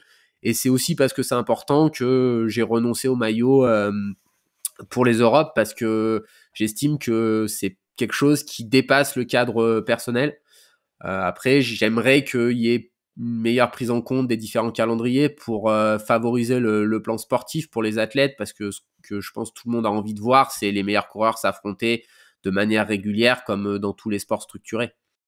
Il était comment le Nicolas Martin quand il a porté pour la première fois le maillot de l'équipe de France? Est-ce que tu étais écrasé par une grande responsabilité et puis peut-être un rêve de gosse quand même d'avoir un jour un maillot bleu, blanc, rouge, ou est-ce que tu as été très à l'aise, ou c'était un peu entre les deux? Écrasé peut-être pas, mais il y avait quand même une pression. Tu vois, je te parlais que j'avais pas beaucoup d'émotions, mais j'en ai quand même un petit peu. Tu vois, j'ai quand même pleuré 1 ou 2 fois sur des courses. La première fois, ça a été au Templier en 2012, quand que je me doutais que j'allais pouvoir porter ce maillot-là. Après, le jour de la course, le premier championnat du monde en 2013, je me rappelle, je sais plus si j'avais le cardio, mais que j'avais vraiment les pulsations comme en 2010, la première fois que j'ai pris le départ des Templiers, qui sont hyper hautes avec la pression. 130, c'est ça? Non, j'avais entendu ça. Ouais, 130, ce qui est pas, tu vois, moi, c'est quand même déjà une allure presque d'endurance, quoi, chez moi, parce que j'ai pas les pulsations qui montent très haut. Donc vraiment, ouais, c'était quand même vraiment quelque chose d'émotif. Après, vu que j'avais un statut, on va dire, de nouveau, c'est pas sur moi qu'on comptait, tu vois, pour l'équipe, c'était un peu plus facile parce que je pouvais me permettre de faire ma course. Et si Nicolas était le 6e de l'équipe, bah c'était plus ou moins normal, tu vois. Alors qu'après, j'ai pu avoir des responsabilités qui étaient un peu plus importantes parce que j'avais un autre statut dans l'équipe. Mais j'avais aussi cet autre statut parce que j'avais des résultats et donc j'avais aussi plus d'expérience et donc une plus grande capacité à gérer ça. Nicolas, tu t'en es pas rendu compte, mais là, on est début novembre et on est en Thaïlande. Est-ce que tu peux nous parler des 10 jours qui ont précédé la course? Vous êtes arrivé plus tôt sur place. Qu'est-ce qu'on fait les 10 jours qui précèdent une course? Et puis surtout, qu'est-ce que tu as découvert en arrivant spécifiquement là-bas en Thaïlande? Ça a été quoi un peu les challenges et les choses que tu mesurais pas tout à fait avant d'y être? Alors déjà, pourquoi les 10 jours? Parce que ça a quand même un coût financier hein, de loger une telle délégation pendant 10 jours. C'était vraiment la spécificité du climat thaïlandais, un climat tropical assez humide, donc il fallait de l'acclimatation. Comme tu l'as dit, on est début novembre, donc l'acclimatation à la chaleur et à l'humidité en France, bon, à l'humidité c'est possible, mais à la chaleur c'est plus compliqué. Donc du coup, il y avait ce besoin pour que notre corps soit pas trop stressé de subir ces stress avant la course. D'où le choix d'avoir une dizaine de jours. Souvent on dit que 7 jours ça suffit. Donc ça nous a permis donc cette acclimatation et puis aussi de reconnaître quasiment tout le parcours, même sur le parcours long, on avait presque tout vu avant la course, donc ça c'était un vrai plus. Donc en gros, sinon pour résumer, c'est manger, dormir, s'entraîner, récupérer les 10 jours avant. Et le manger était pas si simple que ça d'ailleurs. Ouais, alors Par rapport à la gastronomie locale, ouais, etc. nous on C'était pas était plutôt dans forcément des idéal. hôtels un peu occidentaux, donc on avait plutôt une D'accord. nourriture quand même à l'occidentale, justement aussi pour pas trop perturber nos habitudes. Mais ouais, moi j'ai un peu du mal, même si j'essaye de profiter, mais quand je vais sur ces événements-là, j'ai vraiment pas une casquette de touriste. Je sais que tu vois, ça partait d'une très bonne intention et c'était très bien. Le dimanche quand on est arrivé, donc je crois qu'on est arrivé le jeudi, il y avait une belle visite, tu vois, à vélo dans des rizières et moi, tu vois, j'ai fait le choix de pas y aller parce que bon, c'était me priver, mais je me suis dit là, je viens faire une compétition, passer une journée dehors dans la chaleur, c'est pas ce qu'il faut faire si tu veux optimiser ta performance. Et donc du coup, je suis resté à l'hôtel. Alors bon, j'ai pas vu ce genre de choses, mais je sais que ce qui me motivait, c'était et puis surtout, je savais que j'avais des jambes pour faire une bonne course aussi. Tu vois, si j'avais eu l'impression d'être complètement à la rue, j'aurais peut-être fait un autre choix. Mais voilà, donc il y a ça, c'est beaucoup de repos dans les jours avant. C'est ce qu'il y a des fois de plus un peu limitatif, on va dire, dans le sport de compétition, c'est de pas pouvoir pleinement profiter de ce que tu aimes faire à certaines périodes parce que pour optimiser la performance, c'est nécessaire de se reposer. Faut le faire après. Faut se dégager un peu de temps après, mais c'est C'est pas ça, forcément, c'est ça, c'est forcément ça. simple. Mais c'est pour ça aussi que je prétends plus faire de vouloir faire du très très haut niveau parce que en fait je sais ce que ça implique et que j'ai pas envie de vivre ça parce que ça a moins de sens pour moi aujourd'hui quoi. Tu peux nous parler de la place que tient Adrien, qui est le sélectionneur de l'équipe de France. Quel est son rôle et puis comment est-ce que ça peut s'interfacer avec chacun, les encadrements que chaque athlète peut avoir, ses coachs, etc. Est-ce qu'il peut y avoir des dissonances? Est-ce que c'est concerté? Enfin, c'est quoi le périmètre d'action d'Adrien au-delà de fédérer, etc. et d'avoir le leadership pour emmener tout le monde dans la même direction? Est-ce que voilà, il y a lui et puis le staff à ses côtés qui rentrent vraiment dans des périmètres que toi, tu as déjà un peu encadré avec ton staff personnel? Disons que on parlait du manque de structuration un petit peu de notre sport. Le bon côté de ça, c'est qu'on a quand même affaire globalement à je vais dire des vrais adultes, mais dans le sens où, tu vois, on n'a pas affaire à des jeunes athlètes, alors à part chez les juniors, mais toi, on a quand même des gens qui normalement ont la tête sur les épaules. En plus, tu connais un petit peu les formations des différents athlètes, mais voilà, quand tu as affaire à des médecins, c'est quand même des gens qui, je pense, ont la tête sur les épaules et tout, donc il y a quand même toujours un choix assez libre qui est laissé aux athlètes de gérer leur préparation, on leur impose pas forcément. Alors après, je pense que c'est du savoir-vivre aussi, tu vois, quand tu vis dans un groupe, tu vas pas aller faire toutes tes séances de ton côté, ça, enfin, si c'est pour faire ça, c'est pas la peine de venir dans un stage, par exemple. Mais du coup, il y a quand même une liberté qui est laissée aux athlètes pour se préparer au mieux. Donc du coup, par exemple, dans les stages, Adrien, il va proposer une trame générale. Bon, normalement, quand même, fait pas des choses très différentes dans ces périodes-là d'un entraîneur à un autre parce que c'est la période spécifique. Donc voilà, les séances elles peuvent pas être les mêmes, mais normalement elles vont respecter une logique qui est assez similaire. Donc tu peux t'adapter pour être avec le groupe. Après, Adrien, il a vraiment amené, je pense, un côté un peu plus professionnel dans la préparation, dans la présentation des parcours. Il a amené un petit peu ça, je pense, de par son expérience qu'il a dans le milieu, qui propose sûrement aussi aux athlètes qui suivent de bien reconnaître les parcours en amont pour optimiser la perf. Après, il est très impliqué. Il est comme il est aussi coach, il a quand même pas mal de proximité parce qu'il a quand même quelques athlètes qui sont en équipe de France aussi. Donc ça, je pense que ça permet aussi pour lui d'avoir une bonne connaissance des athlètes qui sont là et puis peut-être d'avoir un peu plus de temps pour comprendre ceux qui ne suivent pas au quotidien. Après, il nous fait quand même globalement confiance. Normalement, si t'es là aussi, t'as pas gagné un tirage au sort. donc c'est que normalement, t'as quand même un petit peu d'expérience. Mais après, il y a énormément d'humains dans ce rôle-là parce que c'est pas un rôle d'optimisation de la performance au quotidien. C'est un rôle de mettre les athlètes dans les meilleures dispositions. Donc après, dans des cas comme le mien là avant cette course-là, c'était plus de faire un peu des scénarios de course pour confirmer, infirmer. Si tu as pensé à quelque chose et que quelqu'un qui a quand même du recul comme Adrien te dit ouais, c'est plutôt une bonne vision, faut faire ça, ça va te conforter dans ton choix. Ou au contraire, si tu te remets un peu en question, tu vas dire bon oui, effectivement, c'est une autre vision. Donc après, c'est des discours globaux. Après, ce qui caractérise, je pense, quand même un athlète qui est capable de bien optimiser son potentiel, c'est aussi cette capacité à prendre la bonne décision au bon moment pendant une compétition.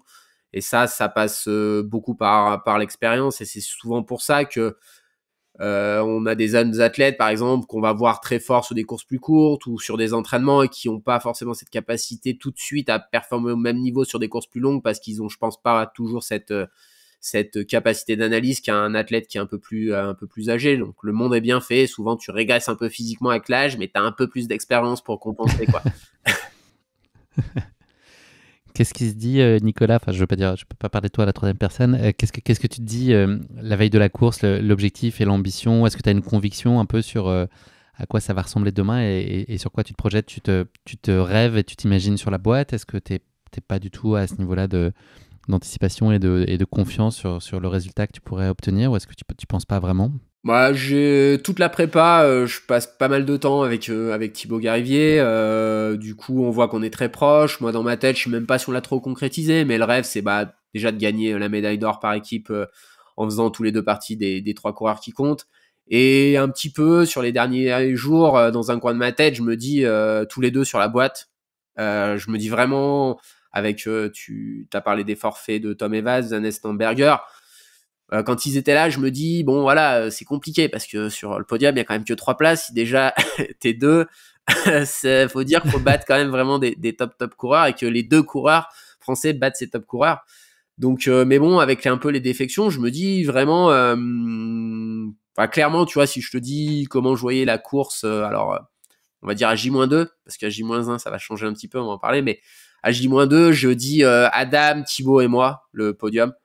Voilà, après Thibaut va être un peu malade le dernier jour et donc là à ce moment-là, je me dis vraiment le matin de la course que comme un peu en 2016, alors je me le dis moins qu'en 2016 parce que j'ai évolué, je pense vraiment en termes de personnes et que bon, un podium c'est pas non plus c'est juste une norme, mais finalement avant tout moi ce que j'ai envie c'est de faire une belle course, mais je me dis quand même qu'en termes de résultats, si je suis pas sur le podium, c'est quand même une petite forme d'échec, quoi. Parce que j'ai vraiment le sentiment de me sentir bien les derniers jours, d'avoir pas beaucoup de coureurs que je juge meilleurs que moi, ou en tout cas des coureurs où je me dis si je fais une bonne course, je peux les battre. Voilà, au départ de la course, il y a un coureur, j'ai jamais couru avec lui, mais ce que j'ai déjà vu, je me dis qu'Adam, il va être dur à battre. Surtout qu'il a fait quand même une saison sage, il a pas couru depuis la Western, donc tu te dis ça va pas être le mec qui arrive cramé.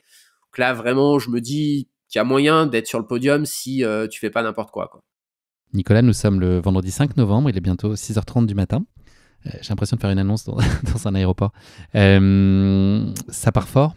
Il y a une grosse ascension qui est imposante d'entrée de jeu, une grosse montée de 1000 mètres. Est-ce que tu peux nous raconter un peu la façon dont la course a démarré et puis ce petit groupe qui s'est formé assez naturellement dans les débuts? On parlait un petit peu des tactiques et là je commence par faire l'opposé de ce que m'avait conseillé de faire Patrick, c'est-à-dire ne mène pas, je mène au bout de 500 mètres la course.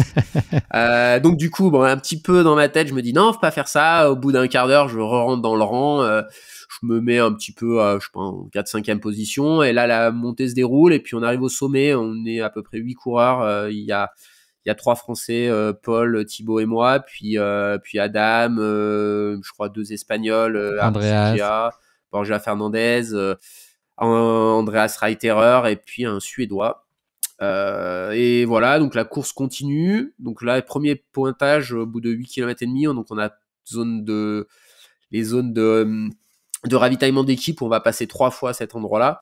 Donc là, on récupère un petit peu nos vivres parce qu'on va faire une grande boucle avant de les revoir. Et donc là, on repart pour finir réellement la montée, parce qu'on avait encore un petit peu de montée. Et là, la course commence vraiment à se décanter quand même, parce que dès le CP2, je crois qu'on n'est plus que 4-5 devant, avec des petits écarts qui se créent. Puis cette petite essaim va faire que s'essaimer au fil de la course, même rapidement dans la course, parce que au kilomètre à peu près 30, donc on va chercher un point de ravitaillement, le CP3 qui est en aller-retour sur une route. Et là, Adam commence à accélérer, ou je sais même pas s'il accélère, j'ai l'impression qu'il était tellement facile que bon, il reste dans son rythme. Mais là, moi, je sens que ça va vite. Bon, déjà parce que c'est dur, parce que mon cardio commence à s'affoler, puis parce qu'il y a plus que moi avec Adam. Donc là, je me dis, oula, là, on est quand même qu'au kilomètre 30, donc je décide de temporiser un petit peu, de lui laisser quelques dizaines de mètres d'avance. Après, il court avec moins d'eau que moi, donc du coup, je le passe au ravitaillement, au kilomètre 30. Le terrain juste avant était pas très simple, c'est ça, un peu raviné? Ouais, beaucoup de pistes sur ce parcours, mais pas des pistes comme on les imagine chez nous, des pistes forestières bien propres. Non, c'est beaucoup des pistes souvent avec des parties un peu bétonnées pour que les 4x4 puissent passer, mais à côté, c'est souvent raviné, et puis du coup, sur le béton, ça tape un peu, donc t'as pas toujours envie de descendre dessus. Donc ouais, mais un parcours globalement qui était assez ludique, parce que malgré beaucoup de passages avec des pistes larges, il y avait toujours des entrecoupés de petits singles qui étaient sympas, donc c'était jamais trop monotone en termes de profil. Il y a donc le CP3 que tu vas emprunter à rebours, donc tu vas prendre le chemin en descente après avoir passé ce CP3. Il y a Adam qui commence à prendre le large, qui fait des chassés-croisés avec l'Italien Andreas Reiterer. Est-ce que toi, l'idée, c'est de surtout pas laisser filer, ou est-ce que tu commences déjà à dire que Adam, notamment, va être un sacré concurrent et qu'il va être compliqué de s'accrocher à lui? Bah là, du coup, au CP3, comme je le dépasse, là, je suis en tête de course pendant un petit moment, et donc là, dans la descente, vu qu'on est sur un aller-retour, je croise tous mes équipiers, ça permet un peu de juger des écarts, de les encourager, de se motiver. Et après, dans la montée suivante, je vois plus trop, je crois en bas de la descente, j'aperçois plus Adam. Je me dis, tiens, c'est bizarre, je pense qu'il est resté très longtemps en ravitaillement, en fait. Et après la course, il m'a dit qu'il avait très soif, et je pense qu'il a pris vraiment son temps. Et là, dans la montée, il y a une montée, je crois, qui fait 500 mètres de dénive, et là, je me concentre un petit peu, bon, je regarde un peu les écarts en bas, puis après, je me mets dans ma bulle, et je monte, je sais plus trop dire, mais 5 minutes, et j'avais jugé qu'il y avait un écart quand même assez important, et là, d'un coup, je vois, il est juste derrière moi, et là, je me dis, ah oui, là, quand même, ok. Il revient vite, et donc bon, il me revient dessus. Il y a, heureusement, dans une petite zone de replat, donc je ne saute pas immédiatement. Et donc là, je tente un peu la tactique de bluff, malgré mon anglais très limité. Je lui dis, le parcours est encore long, c'est dur, il fait chaud. Ce serait bien de temporiser un petit peu, tu vois. Bon, je sais pas si c'était bien de lui dire ça, mais je lui dis pas, tu sais, je suis fatigué, mais je dis, ouais, bon, maintenant on est devant, est-ce que c'est la peine de continuer à accélérer? Et bon, ça a marché 1 kilomètre. Et là, Là, il t'a dit, tu bluffes, Martoni. Ouais, là, dans la montée suivante, que c'était un parcours où on s'était un peu trompé à la reco, donc on l'avait pas vu, mais bon, j'avais vu sur la carte que ça me paraissait bien raide. Et là, je me suis dit, ouais, bon, là, quand même, on est au 36e, 37e kilomètre, je me suis dit, il a quand même marché, quoi, dans cette bosse. Et là, non, il court tout. Et là, je me dis, bon, d'accord, tu vas pas gagner la course, sauf si il lui arrive quelque chose. Et donc là, c'est un petit peu dur mentalement, parce que forcément, tu vois, j'ai déjà fait 2e, donc bon, c'est beau de refaire 2e, mais tu vois, le rêve, c'est quand même une fois d'essayer de faire premier. Et donc là, vraiment, je me prends un petit coup derrière la tête parce que c'est un peu plus dur que ce que j'avais prévu à ce moment-là. Et puis, je perds, tu vois, parce que là, vraiment, j'ai tellement l'impression qu'il est au-dessus que je me dis, ouais, voilà, c'est pas possible. Bon, derrière, je reste dans un petit moment un petit peu trop encore dans la bataille où je pense que je cours un petit peu vite encore, trop vite par rapport à vraiment mon allure, trop dans le fait de vouloir rester devant. Donc là, je vois une dernière fois quasiment Adam en vraie visu, quoi, pas sur des allers-retours. Puis après, l'écart fait que se creuser. Et là, j'ai un petit peu, on va revenir vers le CP5 qui est une zone d'assistance d'équipe. Et là, j'ai un Qui est au moment, 50e kilomètre à peu près, ouais, pour vers le donner une idée kilomètre aux 50. auditeurs. Là, je suis vraiment au moment le plus compliqué de ma course. On redescend en fait sur ce CP, donc un aller-retour, on est déjà passé. Et là, dans la descente, il y a Olivier Guy qui s'occupe du running à la Fédé, Adrien Séguré. Et là, j'ai des crampes, je dis à Adrien, même à ce moment-là, dis aux autres de s'accrocher parce que, ouais, il y a une petite partie de moi qui se dit, ouais, je sais pas si je vais réussir à finir la course, quoi, parce que ça crampe dur. Et là, il va y avoir 10 km de descente. Donc, je me dis, si ça crampe comme ça va être long, les 10 km de descente. Et bon. Surtout qu'il y a une ascension assez costaud derrière. Ouais, mais c'est après surtout, cette en fait, ce qui descente-là. m'inquiète à ce moment-là, moi, c'est vraiment ces 10 km de descente, parce que si tu crampes et que tu es obligé de descendre à l'arrêt, comme je dois le faire un peu là, tu perds énormément de temps, surtout que c'était une piste où on pouvait courir vite. Donc, mais bon, je revois ma copine à ce moment-là, j'essaye de chasser un peu cette mauvaise idée, et je sais pas si T'as une idée de ce qui se passe derrière, Nico? Bah non, je sais pas trop, mais je vais vite le savoir parce qu'en fait on fait un aller-retour là pour aller chercher le CP, donc là je vais croiser les coureurs, je vois qu'il y a 2,30 à peu près, je pense, sur les coureurs derrière. 2 minutes, je pensais vraiment qu'il y avait plus parce que j'avais l'impression qu'on avait mené grand train. Du coup, c'est un petit coup au moral, mais ils m'ont bien refroidi en fait au ravito parce qu'il fait chaud. Et là, vraiment, dès la descente, je me sens mieux. Alors bon, j'ai un petit souci sur un lacet, sur une semelle, donc je m'arrête un petit peu. Donc là, je pense que je perds une petite minute. Mais je me mets vraiment dans le mode gestion de cette deuxième place dans la descente en me disant ça va taper cette descente, celui qui vont descendre vite, ça va être dur la remontée derrière. Et donc je gère vraiment ça, un petit peu déconnecté de la course, juste maintenir un tempo, mais gère ta deuxième place et je me dis je n'accélérerai que si j'ai nécessité de suivre un coureur qui revient de l'arrière. Et T'as le sentiment finalement, que t'as suffisamment d'avance, là, les 2,30 dont tu parles sur Andreas? finalement ça Ça va suffisamment confortable? pile l'avance nécessaire parce qu'en fait en bas de la descente, au moment où je finis de me ravitailler, Andreas arrive et il se ravitaille, je pense, un petit peu plus vite que moi et on repart. Je pense vraiment il y a 10 secondes d'écart, je pense, au moment où on repart du ravitaillement.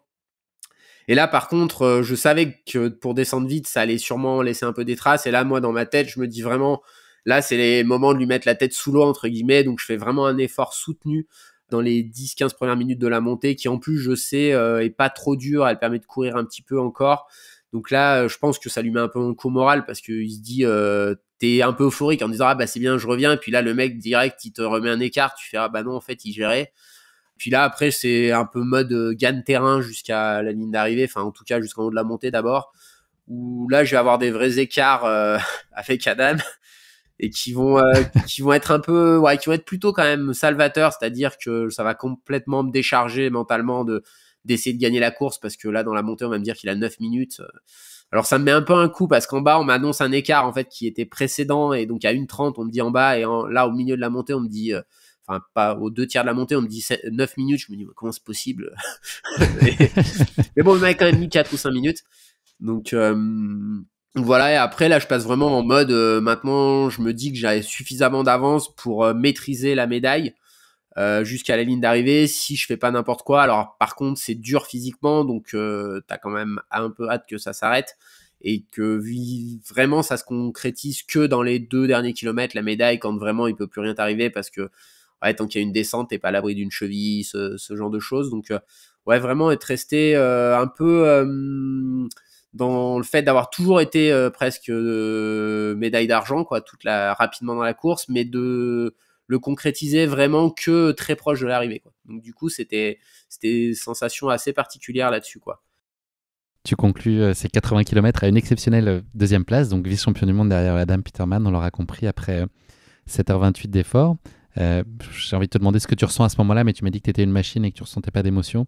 C'est surtout... Non, mais est-ce qu'il y a de la place quand même pour ça? Qu'est-ce qu'elle a de différent peut-être avec ton autre titre de vice-champion du monde? Comment est-ce que tu vis ces moments-là? Ouais, c'est très différent, ça, clairement, de l'autre titre parce que c'est quelque chose que je m'attendais plus à vivre. Donc, je me dis là, il y a quand même vraiment une chance que ce soit la dernière fois. Alors que c'était pas du tout le cas en 2016 où je m'y m'imaginer revivre une médaille mondiale.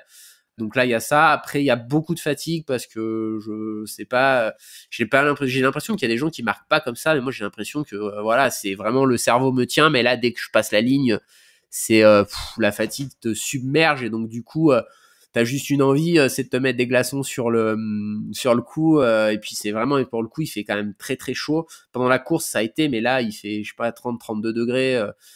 Donc ouais, c'est vraiment la fatigue qui est un peu là pendant. En fait, la fatigue est très marquée d'un coup, donc t'as beaucoup d'émotions, je trouve, jusqu'à ce que tu franchisses la ligne là dans ces 200-300 derniers mètres. Mais dès que tu passes la ligne, t'as vraiment ton cerveau qui relâche et du coup, c'est un peu la fatigue qui te submerge à ce moment-là. Après, t'as tout de suite quand même un peu une effervescence, j'ai l'impression, et une sensation que ça fait plaisir aux gens de me voir deuxième parce que ça fait quelques années que je suis dans le milieu et puis que j'étais peut-être pas celui qu'on attendait chez les Français à cette place-là. Donc en plus de quelque chose de purement du timing, je crois qu'il est 8 heures en France au moment où on arrive plus ou moins, donc c'est aussi le lever pour tout le monde. Donc voilà, un beau moment et puis des beaux résultats d'ensemble des équipes, donc une joie qui est pas juste personnelle, qui est aussi partagée avec les copains. Donc ça, c'est aussi ça qu'on vient chercher dans le sport, je pense. Nicolas, je vais te faire écouter un extrait de ce que tu m'avais dit au mois d'août, quand on s'était vu. Tu m'as un petit peu menti quand même, je suis un peu triste. Avec le temps, on va se rendre compte pourquoi. Peut-être le meilleur résultat de ma carrière, c'est vice-champion du monde en 2016. Et maintenant, meilleur résultat pour l'instant en carrière. Pour l'instant. Après, je pense qu'il y a une partie de moi aussi, avec l'âge, qui évolue vers d'autres choses que performer à tout prix. Donc voilà, j'ai une telle passion pour le sport que je pense que je peux rester performant sans avoir cette volonté de performance à tout prix. Mais voilà, j'ai aussi conscience que peut-être mes meilleures années sont derrière moi, mais ça ne m'empêche pas de donner le meilleur moi-même. Nico, donc on te croit plus. Tu nous dis que tu ne vas plus performer et puis résultat, tu redeviens. J'ai fait mieux, j'ai égalé. Des champions du monde. C'est vrai. En tout cas, quand tu me dis que le meilleur est derrière toi et que là, sur les prochains championnats du monde, voilà, ce sera difficile de faire aussi bien ou mieux, je ne te crois pas et je ne te le souhaite pas surtout. Ouais, non, mais tu vois, c'est les opportunités aussi parce que est-ce que s'il y a la même course avec un Thibaut qui est pas malade, avec Thomas au départ. Tom Evans au départ, pardon, Hannes Samberger, tu vois, c'est en fait j'ai souvent dit ça, c'est que j'ai un niveau qui fait que je suis pas complètement capable d'avoir toutes les cartes en main et que il me faut aussi des circonstances un peu favorables pour que je sois à l'avant des courses. Après, le sport c'est aussi des opportunités. J'ai eu la chance de répondre présent ce jour-là et il y avait d'autres coureurs qui avaient, je pense, cette possibilité de monter sur le podium. Ça n'a pas été le cas de tout le monde, donc ça c'est quelque chose que je pense être encore capable de faire. Et après, je me suis entraîné quand même sérieusement et avec avec quand même une vraie envie de bien faire les choses. C'était pas forcément de gagner une médaille, le rêve, mais de bien faire les choses. Je suis parti en stage aussi dans un autre environnement. Je pense que des fois, c'est important. J'étais chez l'un de mes meilleurs amis, on rigolait, mais on disait on vivait un petit peu en moine, c'est-à-dire que le matin, on s'obligeait à faire une demi-heure dans la salle, un peu de muscu qu'il a pour se réveiller, pour faire de la méditation, avant d'aller au petit-déj. On finissait ça par une douche froide et avant d'aller au petit-déj. Et puis après, il y avait l'entraînement dans la journée avec Thibaut. Donc c'était vraiment quand même, pour le coup, mais c'était pas quelque chose qui me coûtait, quoi. C'était facile. Et puis, tu vois, le championnat du monde est passé. Je me suis dit, je vais continuer à garder cette routine et j'y arrivais pas parce que ça avait pas de sens à ce moment-là de faire ça. Il y a des matins, ça a du sens, je le fais, mais alors que là, c'était naturel. Je me levais, j'imaginais même pas aller au petit-déj avant de faire ça, tu vois. Je pense que c'est des périodes et je pense qu'avec l'âge, t'as moins cette capacité à peut-être le faire tout le temps et donc du coup, faut accepter ça pour le faire dans les moments qui sont peut-être les plus opportuns. Nicolas, on a parlé de tes battements cardiaques au début de la course pour les premières en équipe de France. Là, c'était à des niveaux bien moindres. Derrière ça, c'est plus pour illustrer l'espèce de détachement et de relâchement que tu as eu. Est-ce que tu penses que ça peut aussi contribuer à faire que les résultats soient là, cette expérience et le fait que la performance soit pas l'enjeu absolu, même si tu te prends en jeu et que évidemment tu avais des ambitions, mais finalement cette prise de recul et sur la course à pied, est-ce que ça fait aussi qu'il y a une pression qui est moindre et donc finalement ça met dans les meilleures dispositions pour réussir? Moi, je dis souvent qu'en fait, en compétition, t'inventes rien. Tu répètes ce que t'as fait dans les semaines, dans les mois qui précèdent. Et donc, du coup, pour moi, courir le championnat du monde, c'est se dire ça va être 7h30 avec les copains qui vont être durs. Et ça, je l'ai fait plein de fois dans ma vie, donc je sais que je sais faire. Après, il faut pas faire n'importe quoi, mais ouais, je dors. Ton Thibaut a été malade. Il m'a dit, putain, mais je t'ai regardé dormir toute la nuit parce qu'on était en chambre. Et il me dit, mais tu dormais, mais comme si demain c'était une sortie. Et finalement, tu vois, je me demande si d'un côté c'était même pas moins de stress, par exemple, la nuit avant les championnats du monde, que sur les plus grosses séances qu'on avait fait dans la prépa avec Thibaut, parce que là, tu sais que le but, c'est quand même d'optimiser ta performance, donc tu vas pas faire n'importe quoi, ça va pas forcément être dur tout de suite, t'as pas une fatigue liée aux autres séances d'avant, et donc du coup, le fait d'avoir répété plein de fois des situations inconfortables font que tu les banalises, et on parle souvent de sortir de sa zone de confort, mais en fait, on peut pas trop sortir de sa zone de confort, et ça fait peur de sortir de sa zone de confort. Par contre, on peut l'élargir. Et ce qui était hors de ma zone de confort il y a 10 ans, c'est presque au milieu de ma zone de confort aujourd'hui, plus ou moins. Et donc, du coup, il y a une forme de relâchement. Je me prépare mentalement. Je sais qu'il y a des moments de la course que j'évoquais vers le 50e kilomètre où là, c'est super dur. Il y avait des moments de ma tête, je fais, mais j'en ai rien à faire deuxième du championnat du monde, je veux juste que ça s'arrête, c'est trop dur, tu vois. Mais ça, c'est l'expérience qui fait que ça peut partir en vrille chez un jeune athlète, et chez un athlète qui a plus d'expérience, et ben ça traverse, ça reste là 1 ou 2 minutes, et puis c'est mis dans un côté de la tête, et puis on passe à autre chose, quoi. Est-ce qu'il y a une once de place pour un j'ai pas été champion du monde, ou est-ce que cette deuxième place, elle est totalement accomplissante? Est-ce que l'argent fait complètement ton bonheur, ou il y a un soupçon de quelque part de dire ok, bah, ce que tu as évoqué tout à l'heure, de dire que peut-être tu serais jamais champion du monde? Est-ce que ça met un poil d'amertume, ou ça n'a pas sa place du tout à ce moment-là, en tout cas juste après la course? Bah, disons que les 2 fois où j'ai été vice-champion du monde, le premier c'était Luis Alberto, il a gagné 3 fois les championnats du monde, il a un palmarès long comme le bras. Adam, c'est pas le cas, mais bon, il a déjà gagné une Western. Je pense que si on a cette discussion dans 4-5 ans, on dira ah oui, mais c'était quand même dur de le battre, Nico. Donc non, les 2 fois j'étais battu nettement.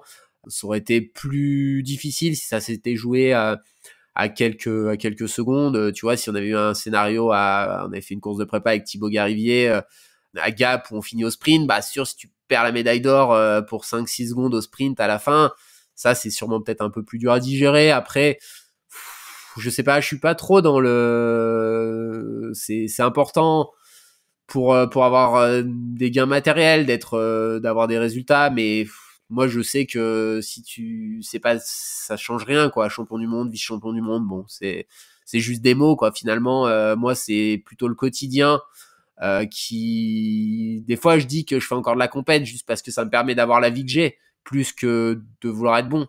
C'est juste que moi j'aime pas trop communiquer, j'aime pas faire des vidéos, donc en fait si je veux vivre de mon sport, faut que je sois bon, mais c'est pas à tout prix nécessaire. Et puis j'essaye aussi un peu de l'inculquer, parce que je pense que c'est pas parce que tu as cette philosophie que ça t'empêche d'être bon, et je pense que les résultats que je peux avoir démontrent qu'il n'y a pas besoin d'être focus à 100% pour essayer d'être une bonne version de soi-même, quoi, parce que la bonne version de soi-même, elle se construit au quotidien, et que c'est l'amour de l'entraînement qui fait que tu deviens une bonne version de toi-même, quoi.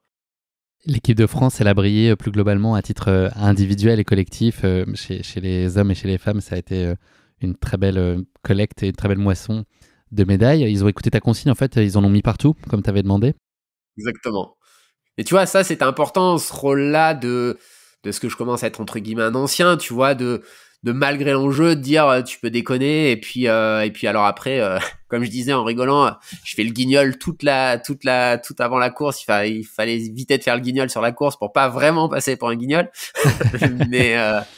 mais du coup, non, je pense que ça, je sais pas si c'est aux autres qu'il faudrait demander, mais j'espère que ça leur a, aux plus jeunes, donné une manière de percevoir le sport, de se dire qu'on peut faire les choses sérieusement sans trop se prendre au sérieux. Nicolas, merci d'être revenu sur cette course totalement épique. On va parler très rapidement, avant de nous quitter, de ton avenir dans les mois qui arrivent. Est-ce que Innsbruck et les championnats du monde en Autriche du 6 au 10 juin prochain, est-ce que c'est là ton objectif central de l'année, ou en tout cas du premier semestre? Comment est-ce que tu vas les appréhender, là, ces championnats du monde? Ouais, tout à fait. C'est mon premier objectif de la saison. Je vais repartir vraiment, et c'est pas la fausse modestie ou pour se décharger de la pression, mais vraiment avec les mêmes ambitions que quand j'étais allé en Thaïlande, c'est-à-dire gagner le titre de champion du monde par équipe, ce qu'on n'a pas réussi à faire. Je pense que je serai encore moins le leader de l'équipe. Je veux pas mettre la pression à Thibaut, mais je sais que sur ce format-là, c'est vraiment pour lui. C'est encore plus montagneux qu'à Chiang Mai. Il peut vraiment faire quelque chose de grand. On annonce un Jim Walmsley, donc je connais assez le sport pour savoir que je peux pas battre Jim à la régulière. Donc après il peut lui arriver des choses. Mais voilà, le but ça sera d'être une bonne version et puis d'essayer des nouvelles choses avec cette motivation.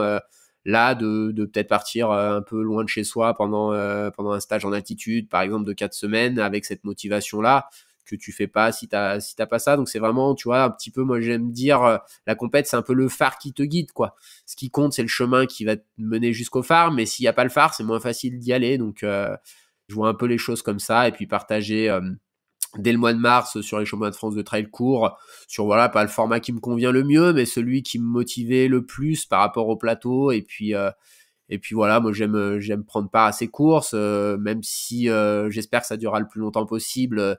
Quand t'approches de la quarantaine, tu sais pas combien il en reste des années avec ces jambes-là et tout, donc faut en profiter intensément, quoi. Surtout qu'à la quarantaine, tu t'es engagé quand on avait échangé sur un Ironman. Ouais, je suis pas allé à la natation quasiment de l'hiver, donc là, ça devient critique. J'y repense, tu fais bien de le dire. J'ai bien noté, je te le ressortirai. Il te reste encore un peu de temps, Nicolas, mais voilà. Objectif 40 ans, on en a parlé. Faudrait que je mette des brassards, sinon, quoi. La bouée d'honneur ou la bouée canard, t'auras le choix. C'est ça. Nicolas, c'est la dernière question de cet épisode. C'est pas le mot de la fin, c'est le motto de la fin. Est-ce que tu as une devise qui t'est particulièrement chère, que tu aimerais partager avec nos auditeurs ? Je vais faire sans travail, le talent n'est qu'un vilain défaut. Du coup, je sais pas si j'avais beaucoup de talent, mais du coup, j'ai essayé de mettre pas mal de travail dessus pour essayer de vivre un petit peu une partie de mes rêves, et puis surtout pour je pense que faut pas trop rêver sa vie, mais faut essayer de vivre ses rêves. Et moi, c'est ce que j'ai essayé de faire un petit peu en faisant le choix à un moment donné de quitter, alors je ne veux pas dire que j'avais une bonne place, mais le confort d'un CDI pour faire du sport de haut niveau. Et c'est un choix que j'ai jamais regretté, que si je devais revivre, je ferais juste le même choix quelques années avant. Eh ben, tu nous as fait rêver, et toute l'équipe de France, les hommes et les femmes qui ont fait rayonner aussi bien les talents qu'il y a en équipe de France et dans des si belles positions dans ces championnats du monde. Nicolas, c'est malheureusement déjà la fin de cet épisode. Je n'ai rien vu passer. Ça fait 1h30 qu'on est ensemble. Merci beaucoup d'avoir partagé donc cette performance individuelle et collective qui a été exceptionnelle et puis qui continue de t'inscrire durablement dans ce si beau sport et dans le haut niveau international de trail. Merci aussi pour ton franc-parler, ton regard très affûté, donc toujours très précieux sur cette si belle discipline qui est ta discipline de cœur. On l'aura compris, la passion est un moteur essentiel pour toi dans la vie. La course à pied t'apporte ça aujourd'hui et on le perçoit. C'est génial de sentir la pureté de la relation que tu entretiens avec ce sport. C'est en tout cas un grand plaisir d'avoir pu vivre par ton entremise ces championnats du monde haletants qui soulignent si nécessaire combien l'équipe de France tient une place privilégiée dans l'élite mondiale, tant sur les formats courts que longs. Je te souhaite beaucoup de bonheur, beaucoup de succès dans tes rendez-vous à venir, et puis j'espère que tu pourras yodeler la Marseillaise, une médaille autour du cou en Autriche au mois de juin prochain. Je vais pas te demander de yodeler là maintenant parce que tu veux pas chanter, mais... Non, merci Guillaume. Et puis une petite phrase que j'aime beaucoup d'un athlète que j'ai eu la chance de côtoyer en équipe de France, qui est Cédric Fleurton, qui dit souvent le sport au service de la vie et pas la vie au service du sport. Et je pense que c'est hyper important parce que on voit des fois un peu des choses où les gens sont déséquilibrés et se noient un petit peu là-dedans, et ça doit vraiment permettre d'avoir une vie plus stable. Thomas Laure-Blanchet dirait que ça doit être la priorité des choses secondaires. Ça, c'est plus personnellement, moi, je pense, un choix qui est libre à chacun, mais l'esprit est un petit peu là, et c'est ça aussi qu'on essaye quand on est, entre guillemets, un ancien de véhiculer. En voilà un deuxième motto de la fin bien joli qui va conclure cet épisode. Merci pour ta disponibilité, Nicolas, c'est un super moment. Merci beaucoup. À très vite. Merci à tous d'avoir écouté cet épisode. Si vous l'avez écouté jusqu'ici, c'est qu'il vous a probablement plu, alors n'hésitez pas à le partager autour de vous et également à vous abonner, à noter et à rédiger un avis sur votre plateforme d'écoute favorite. C'est essentiel pour que Course Épique soit mise en avant et puisse ainsi continuer à se développer. Cela ne vous prendra que quelques secondes et ça change beaucoup de choses pour le podcast. Merci encore infiniment pour votre soutien et pour votre fidélité, et je vous dis à très bientôt pour une nouvelle Course Épique. Évidemment.